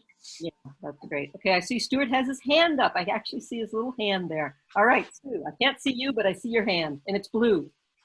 Yeah, I just wanted to, I mean, I think I sent an email around and I just wanted to make my point fairly clearly that I don't think this is just about heritage. This, to me, reading through this, it's a really interesting document. Like I really enjoyed reading it. It's got lots of great information in there, and you know, it's quite fascinating to see our whole community seen through the lens of heritage. But I just don't see it that way. You know, I don't see, I mean, to quote their, you know, in their introduction, they say that heritage can and should be the guiding principle underlying all development in the community. And I just fundamentally disagree. You know, I don't think that's the appropriate way to view all development in our community.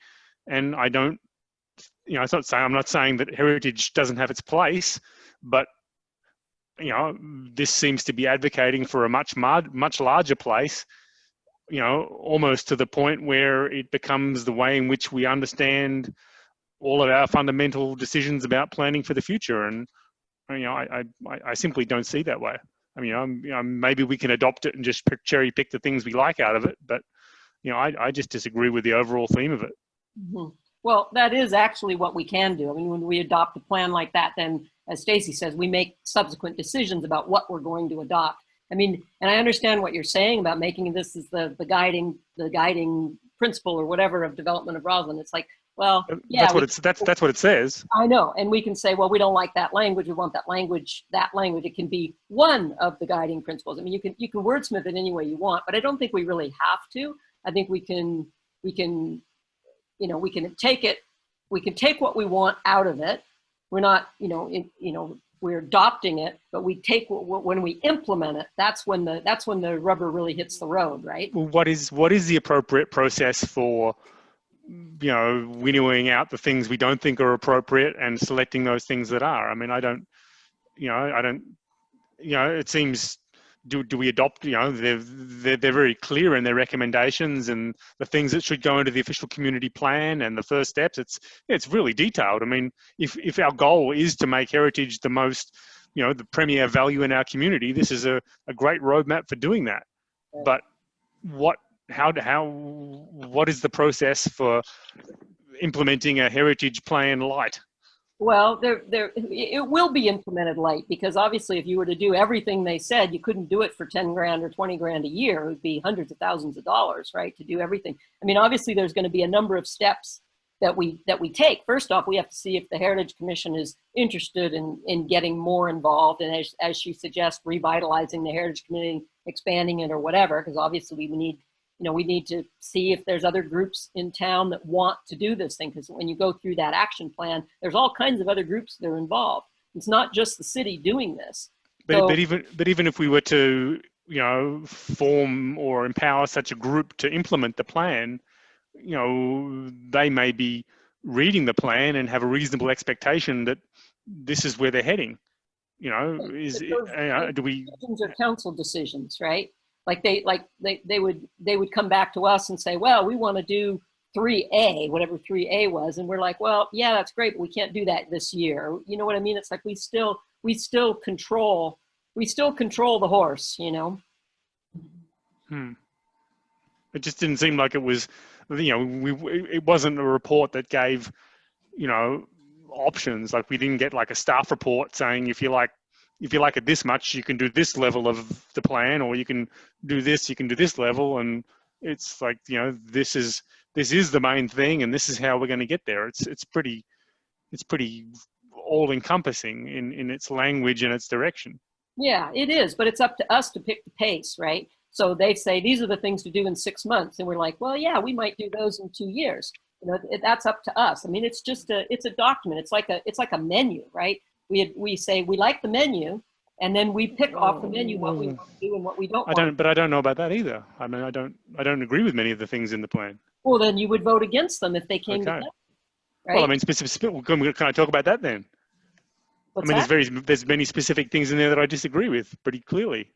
right? And if we started to implement this thing, like this is the plan, we start to implement it, and something comes to council, and we say, well, yeah, that really wasn't something that we're interested in doing, then we would vote it away. We would say, no, we don't want to do that. So that's how we would do it. We would do it and who would bring that to us? Well, it would depend. I mean, Stacy and Kristen would be involved, and the Heritage Commission would be involved, and if it involves the Arts Council, as some of those things did, or whoever's involved would come, right? Much the same as any other, like the Sustainability Commission operates now. They're using several different plans that were developed. The SKEEP is one of them, and Community Energy and Emissions Plan, the Corporate GHG Reduction Plan, the Communities Adapting to Climate Change Plan. We have a lot of plans which have over the years been picked off, various parts of it to be implemented by various different councils. So it's kind of a longer lasting document that is not intended to be done tomorrow. It's intended to provide a roadmap moving forward for now, starting now. Well, and in fact, heritage was handled that way too. When you think about it, there were a number of heritage initiatives that were in the OCP, well, the SC, the Visions to Action document, right? And they got picked off one by one, but they all, the Heritage Commission did them, or they came to council to ask about doing them or whatever. It's that same kind of thing. It's going to be a gradual thing. I think, Stuart, I think you're more alarmed than you need to be. I don't think it's like suddenly we're going to be all heritage all the time and all our budget is going to go to heritage. It's not going to be that way. It's up to the council of the day to decide what they want to implement and what they don't, right? And that's as always how decisions are made. So, okay. So anything else? Your hand's still up, Stu. You want to continue? I'll take it down. I think I've made my point. Okay. Well, and your point's a good one, right? I mean, we don't want to be, saying we're adopting stuff with the understanding that, yeah, now it's changing the direction of the city. It's not. It's just like when we did the SKEEP, that didn't change the direction of the city, but we start picking things off it, one by one as we can do them, and we decide whether we want to do them when they come forward. Okay. Okay. I mean, just sorry to continue on like this, but I mean, my understanding is that the official community plan is the appropriate place to determine the priority of heritage and how it relates to our other priorities. Yes, that's true. And it will be, we'll be able to incorporate from this what we want to in that. That'll be part of the job of the group that we've just constituted. Okay. So, okay, so I'm going to call the question on all in favor of adopting. Oh, Dirk, did you want to speak? I just had one kind of following up with what Stu said, was that can we just receive this as a contributing document to the OCP? Because that's where it's mostly going to guide stuff. Like, we don't need it to guide council down the road. This can guide what we do with the OCP. Well, it's kind of both. You receive it or you adopt it. You can. I don't know whether we really. Just splitting hairs. Well, a little bit. I don't know. I mean, Brian, what do you think about that? The benefit of adopting versus receiving? I think the motion as it is the council adopt the Heritage Master Plan for Roseland as a guide for sustaining Roseland's heritage. I think that's a suitable recommendation for the time being. And it says it allows us to be flexible in what we want to choose. This isn't all OCP, right? There's some things in there about the design guidelines and stuff like that as well. And downtown, if we want to talk about tourism later and what things can be actions in regards to that ideas and how we can involve tourism Roseland and heritage, which is a plan, or how that relates to the museum, things like that. It's not just about OCP. It's a design, and adopting a plan as a guide for sustaining our heritage in Roseland, which we do already pretty good and we're well known for. I think it's a fundamental thing for downtown core, so I think we want to continue on with that. So motion as it's laid out seems to be appropriate. Okay, thanks. I'm going to call the question. All in favor? All hands going up. Good. Anyone opposed? If you're opposed, speak up. I'm opposed. Okay, Stu's opposed. All right, thank you. That was good discussion.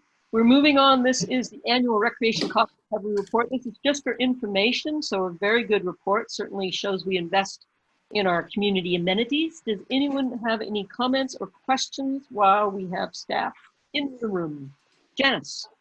Yeah, so I emailed staff earlier today and got all my answers back, but the discussion, I wanted to run it by council as well. So the discussion about the chart on page 350, which is, it's a chart showing the quantifying the value of grants and waived fees for different groups for different facilities.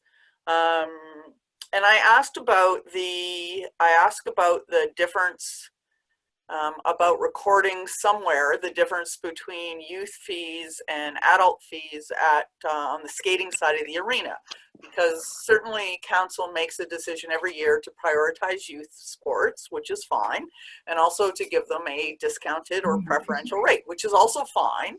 But that those decisions do have a quantifiable cost to the facility, and they do affect the recovery and the ability of the facility to generate revenue. And I'd just like to see that captured for both council's information and also for the community's information, so that they can see the level of support they're giving to youth sports and how it affects the cost recovery on a facility that is sometimes contentious for some people in the community. And I thought that this report would be a good place to put it if there's somewhere else that's more appropriate. But I do think that anytime we're making decisions about fees and costs that differentiate between different groups, we should have a nice, clear understanding of what that means to our facilities' functionality and revenue generation. I think that's a good point, and I'd ask staff if this is, you're looking at table 1, the rates and discounts by facility and group, if that would be the appropriate place. I know it is different as was told, because it is by, you know, in our fee structure as opposed to these kind of things. So I don't know if this is the right place to do it, but I think it's really good information, and I would like to see it too. So turn that over to maybe Elma, who I can't see, but I'm sure she's there. I think Elma's passing the buck. So I think that the place to I think the place to put it will be in the when the fees and charges bylaw comes up for rereading, which will be as soon as I get the chance to reach out to the user groups to get more input for the annual review of that. Having that chart in that, because that's when that would change, that policy would change, would be in the when the fees and charges bylaws reread. So in the fees and charges bylaw, you would have a chart showing historic user fees by group? No. Sorry, let me clarify that. In the briefing that would be attached with the recommended fees and charges bylaw to be reread, I could include that chart, because that's when you would consider changing that policy. Right, okay. Yeah, would that suit you, Jen? Yeah, no, that would be great. It's just, you know, of course, when I looked at the chart in this report, I thought, oh, well, this seems like it would be the right spot to put it. But as long as we get that information so we can understand the implications of our decisions, and it's, you know, becomes public information, where it shows up is fine. Yeah, I think if you put it in here, it can get really messy, because you go down that road and we would have to outline the difference between the not-for-profit rate renting the miners hall versus the for-profit, or the discounted public skating entry for youth and, you know, and students. And I mean, you go down a whole path. So I think, you know, involving it with the fees and charges bylaw would be the place for that. Yeah, I think that's good. And also I know that Elma, because we have the bylaw, and so, you know, it's not like we're charging and then taking, you know, and then waiving or discounting it back to someone. I mean, from an accounting standpoint, it wouldn't fit into the spreadsheet either. But as long as we have that somewhere, then I'll be happy. Thank you. That's great. Now, Dirk, you have your hand up. Oh, you're muted. Mine was just a separate issue on page 351. It just jumped out at me that the Miners Hall revenue went up 211%, but the cost recovery went down 10%. Reading that wrong, or was that a $130,000 jump in overhead? So they had to do some work to the Miners Hall to prep it for a new long-term tenant. So those are one-time costs.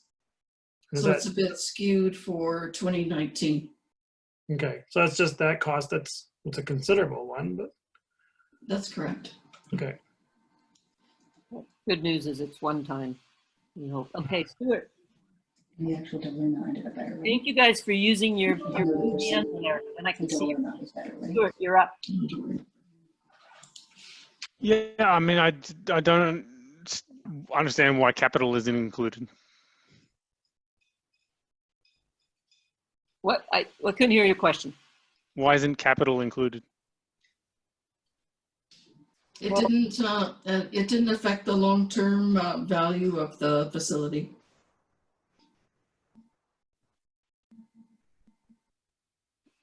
Did you ask why it was why it wasn't in capital? Why? What am I missing here? I think he means in the report in general. Yeah. But it was. I didn't. Can you clarify your question, Stu? Yeah, I'm looking at revenues. Why isn't capital included? Capital is lower down. It's not in revenues. Where am I? What page? What page are you looking at, Stu? 59. And Elma, what page are you looking at? Let's get on. So between 356. Where am I seeing the capital costs included? In the actual report, so instead of looking in the briefing, if you go to the report that starts on page 357. Yes. Then at the bottom, so you go through the operating revenues, operating cost, and then at the bottom it does take into account capital. Okay, so it wasn't in the report. It's in the details at the bottom there. It's in the report, but we just didn't pull that out because we didn't feel that needed commenting on in the briefing to explain where the comments in the briefing are just if we felt like some of these numbers needed specific addressing or explaining about why they are what they are. Okay. Okay, Stuart, your hand is still up. I'll take it down. Okay, does anyone else have any questions? I really like the fact that we're starting to get this information. It's really good. So once again, thank you very much for that. No one has any more questions on it. We're going to move on to our new item. This was 8F. This was going to be a discussion about a potential Roseland Resiliency Fund, or whatever we want to call it. Someone want to start us off there? I think there were a couple of motions floating around. Dirk, you've got the Cheshire Cat grin. Go for it. I can present a motion written by the lovely Janice to use reserves and any realized operational savings to create a Rosslyn Recovery and Assistance Fund for the purposes of recovery and targeted assistance efforts and to resolve emerging community issues due to COVID-19. Cynthia, did you get that? I'll get Dirk to send that to me. I'll second it and email it to Great, Cynthia. thank you. Okay, that sounds good. Okay, so Dirk, speak to this a little bit. I think you guys have heard an awful lot of me lately, so I'll be very brief. All right, it's all right. This is the public meeting. We are speaking publicly about it. I do think it's important that we put something in plans. I've heard a lot of, but we don't know, we can't forecast, and I think from a house perspective, business perspective, the municipal government perspective, we identify some reserves, or that we have reserves. I know we've talked about the financial stability reserve, not a targeted number, but just something moving us forward to being prepared to help or revitalize, or whatever it is that seems appropriate when we know more. Okay, Janice as the seconder. Yeah, I think that we have talked about this a lot, and it may not be obvious to the community that this has been an ongoing discussion since we started dealing with COVID, and having a formal motion in the agenda, passed by the agenda, it really just formalizes the process that council has continuously followed, which is to try and determine the scope and need within the community for assistance, and what problem that might be, and how we may be possibly able to help. So I think it's Dirk has always advocated strongly for this, and I think that he is right. We still don't know exactly what the scope of the problem will be or how we'll be able to help, but it does formalize for the community that we have every intention to do so. Okay, anyone else want to speak? Anybody else got that? Yeah. I mean, I guess I would just add that, yes, we have been thinking about this, trying to figure out, you know, what we can do in a targeted way. We've all recognized that just sort of the symbolic gesture of a tax decrease doesn't really help the people who need it and harms us in our ability to deliver the services that people expect from us. So I think it's fair to say we all agree that isn't a good idea. You know, but we do need to figure out what is a good idea. Now, having had some conversation with the, you know, the RDI folks who are now going to be able to gather some information for us, including they're going to be able to get us EI data down to the granular level of the city of Roseland. That's going to come out for March, come out May 21st. It comes out every month, but it's a two-month lag. So that's going to help us. We're going to see what the actual employment situation here is in our community. They also have this thing called the business register. It won't have new data till the summer, but I mean, we're in this for the long haul. So, and that will be interesting information that'll talk about our businesses.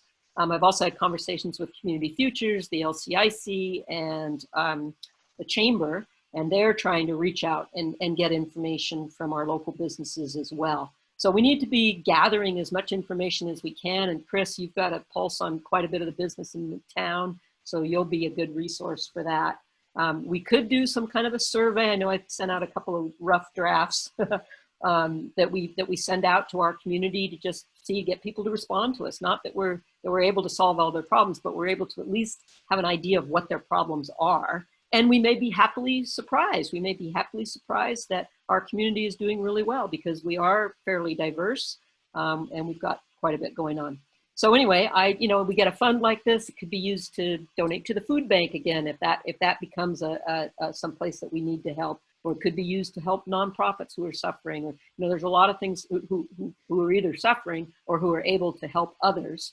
You know, we have certain legislative prescriptions that we can't actually provide direct aid to businesses and individuals, that kind of thing. That isn't really something local government can do.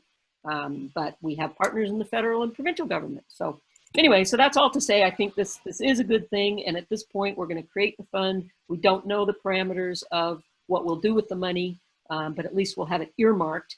And if we don't need to use it for anything, well, great. It's in our stability fund or however we want it, you know, however I think staff should recommend to us how they would like to see it set up, and then we can go from there. So anybody else? And I'm going to call the question. All in favor of the Dirk and Janice motion? All in favor? Okay, great. Thanks, you guys. Okay, next we have the updated task list. Put up your little blue hand if anybody has any comments or questions about the task list. Okay, I don't see any little blue hands. Okay, so we're moving into members reports. So I'm going to start with Janice because you're right there, big on my screen. I see you, girl. Okay, here we go then. I attended a Zoom meeting with the Rosslyn Primary Care Clinic group. It's a group of local physicians that is exploring options to provide a more centralized and comprehensive model of healthcare to Rosslyn, along with improving the work-life balance of doctors. So the goal is to provide both an expanded level of service for Rosslyn residents, more attractive work model to physicians to continue to be able to recruit new doctors into the area. So it's very early days. They're doing some exploratory work, gathering some information. We have another Zoom meeting this Thursday to see where we're at. I attended a Midtown transition meeting by Zoom. City Spaces, Bonnie Madison, and the Lower Columbia Housing Society are working with BC Housing and their analysts to confirm the materials and equipment requirements for the proposed Midtown building. We'll have further information once the BC Housing Energy Modeling report is returned to the committee. And the bottle bin behind RSS has reopened, which will, you know, so if anyone needs to get the evidence out of their garages or their backs of their kitchens, the Roseland Arena Society is and the Gold Fever Follies will be sharing the bin responsibilities and revenue for the next couple of months, which I think is a really great example of two disparate groups within our community working together for the common good and creating a win-win situation. Yeah, fantastic. That's great. Is that it? That's it. Okay, Dirk, you're next. The only thing I did was besides trying to figure out what day it is every day, was the South Kootenai Business COVID-19 chat it was Tuesday last week. Oh yeah. Not one this week. It was interesting. It would be good to have more businesses participate. It was a discussion about WorkSafe and WorkSafe issues and insurance. So not wholly relevant, but an ongoing thing to have more businesses participate is it's pretty cool. That's it for me. Okay, good. Yeah, we did actually send out the notice of that meeting to all of our business license holders because the chamber doesn't have all of our businesses' contacts. But I heard from from the guys afterwards that they still didn't have that many business pick it up. I didn't go to that one, so I'm glad you did. But the reason I didn't go is because I wasn't as interested in the subject matter. I think there were 23 businesses at the start, or 23 participants at the start, and 12 at the end. Oh, So wow. Okay, that was a big drop off. Yeah, it's building up. No, actually, that's a big drop off. One of the Oh, is previous weeks that I've been on, it's been closer to 40, and they've pretty much stayed the whole time. Okay, Chris, you're up. I also attended the Midtown Transition meeting, and Janice outlined it quite nicely. And I also attended the meeting with the local doctors, so the Rosslyn Primary Care, looking for clinic opportunities and the future of that here. Some good questions, like what is the future of clinics in Rosslyn, which was, it was a good conversation. Again, yeah, we're on the 7th and then again on the 21st. I had a meeting with Erica Crest on Wednesday after the Tuesday meeting, the roundtable. And we had a good discussion around what reopening of businesses might look like, and I think everybody's is in the business community is kind of, well, should we open Thursday? I've already opened for a couple of days. Is it working? There's a lot of speculation as to whether it's okay to open and how that's going to look. So we suggested some guidelines and some procedures around opening, such as timing. Pick a day, and everybody can have something to look forward to. And if it's not going to work, we can change the day. Yeah, you got to be careful there because regardless of what happens, social distancing is still going to be the thing, right? We don't want to. Yep.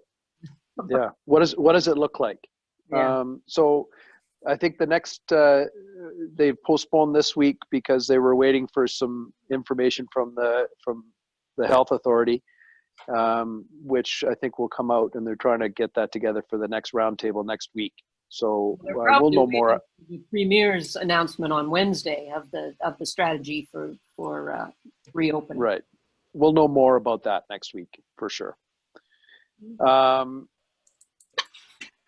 And the Heritage Commission met. We saw the first draft of the Heritage Management Plan, and we just approved it. So the application of the Heritage Legacy Fund is being submitted to redo the heritage plaques around town. And cemetery mapping project is still a work in progress. And look for a new website for the Heritage Commission, be coming soon. And that's it for me. Okay, good. Stuart. No rec task force, no yarn, and no LCDTS. So I'm feeling free to concentrate on my work, which has been very busy. I have been paying attention to COVID-related issues and outdoor recreation.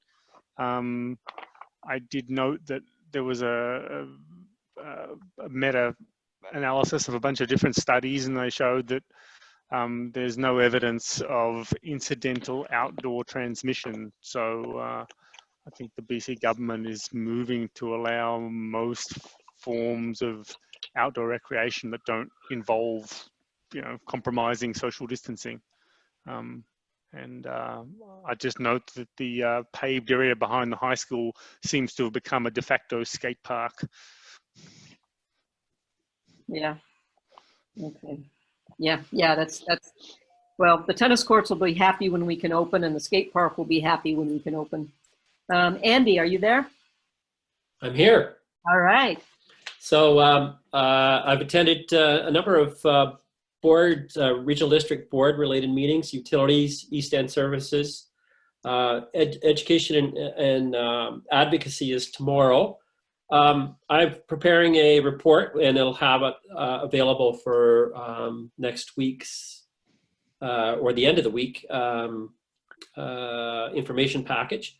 I also sat in on the Climate Caucus webinar with David Suzuki. That was quite interesting. I'm not sure if there are other members council members on that, but it was an interesting conversation, inspiring for folks who are trying to see a bit of a rainbow at the end of this situation, and hoping that there may be some changes that and some good that might come out of the COVID crisis. I also attempted to catch MP Richard Canning's webinar yesterday with the NDP leader Jagmeet Singh, but boy, they were sure having some major difficulties with technology, so that one didn't happen. At least it may have happened, but I couldn't handle the technical difficulties, and so I didn't take that one all in. But anyhow, that's been my last couple of weeks. Okay.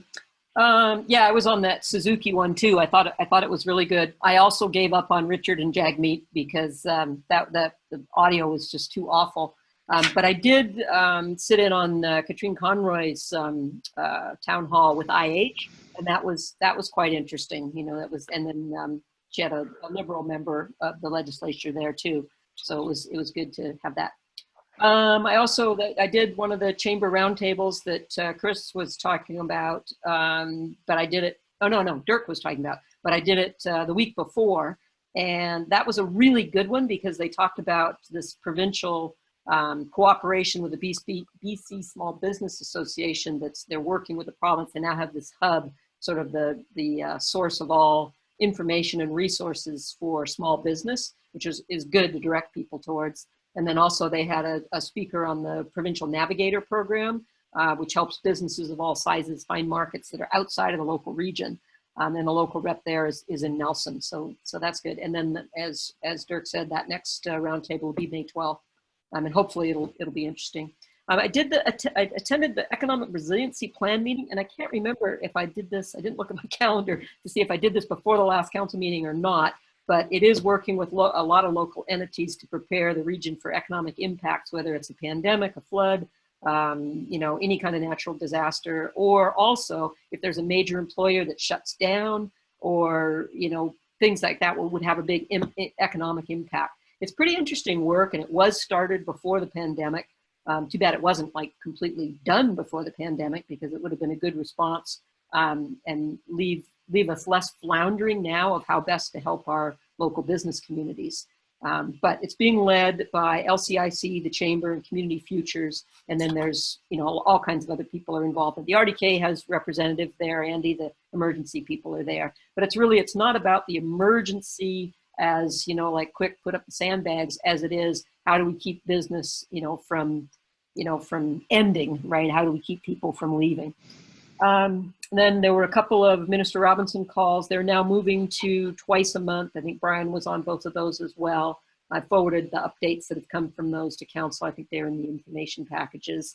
And basically, I think the government's doing a really good job keeping all the local governments informed about what's going on and what's available and what they're planning to do, and also being quite responsive, on these calls, the mayors from whatever region she's in, she's divided the province up into 4 or 5 regions, I think, and they usually get a chance every community gets a chance to ask a question. So it's been pretty good. She takes that information back, and it comes out later as, benefit programs sometimes, so it's pretty good. I did a number of other webinars. There was a CEA one for energy efficiency and clean energy for homes and communities. I think Stacy was on that one. Then also a really good one from the Environmental Defense Fund on plastics. And it's just fascinating what's going on in Europe about plastics, and Canada's being left behind, but hopefully we'll catch up. Oh, on the energy efficiency one, there's this very cool PACE program that's not in our jurisdiction at this point, but could be something interesting that'll come to BC at some point. I was really looking forward to the provincial announcement for rural internet expansion. And as I was watching the minister make the announcement, the whole thing just froze, and I couldn't figure out what it was. But I did find out later the money that they're setting aside for that does not apply to us.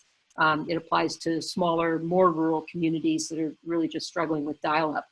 I have had a conversation with Eric at Community Futures. He's got some people in Trail. They're really looking to try to get ubiquitous broadband, throughout the area. And I had a call today with a guy from TELUS, he's the general manager of TELUS for the Southern Interior, and it's his job to advocate for communities who want more service in their community. So, and he's looking at it. I mean, he wasn't very optimistic. We're kind of in that middle zone where we're not, our service isn't lousy enough to warrant a big upgrade, and we don't have enough people to warrant a big upgrade. But he did say the fact that we are kind of a concentrated group of people, that we might, there could be some joy in our future. He wanted to have a conversation with some other people before he had the call with me, but that didn't happen. Anyway, that's just a brief update on that. I attended the Zero-Waste Fundraiser. This is part of the SC. Craig DeLong is working on this project to get some equipment together that would take recycled plastic and turn it into something else, turn it into, the whatever you call the material that's used in 3D printers. So we might have a local facility in Roseland that could handle some of our own waste. I mean, from what he was saying, I think he'd be overwhelmed in about half an hour, but it's very small, and it could end up being something. It's run by volunteers, and they're just getting going, but it's a neat idea. Hopefully that could happen. There was a meeting with Brian and I and the museum and tech, and that's discussing some upcoming work that they're going to do on the museum grounds. There's further investigation they need to do as part of their sort of hazard assessment of the site. Hopefully it's not going to be anything too major, but there will be a drilling unit out there, and will be tall and big and make a lot of noise for probably 10 days or so. They're going to do just some exploratory drilling, and then they'll do an analysis of the cores they bring up, and they particularly want to do it now while the museum's closed, so it'll be less of a problem. Let's see. Oh, I sent around that letter of support and participation in the digital platform that's going to use statistics to determine the impact of social distancing, determination of when it'll be safe to reopen. We're just part of a pilot project for that. It's supposed to be very little involvement of us, and probably even less, since I don't think we're going to have much of the information they're going to want. They're going to get it mostly from StatsCan and probably RDI. And the last thing, we've launched the Mask for All program in Ralston. It's a volunteer effort to get various people around town to sew and make masks, and then give them to people who would like to wear masks. And that's been very successful. The Kootenay Boundary Physicians Association is behind it. I'm coordinating the volunteers. Rotary's handling the donations. Ferraro's and Alpine Drug will be sources where they're willing to hand out the masks. And yeah, that's it. Oh, and I went to the MCON meeting as well. So, all right, that's it. So we don't have an in-camera. We don't have releasing any declassified material. So I'll take a motion to adjourn. And Dirk I'll second it, Andy. All right. Okay, guys, thank you.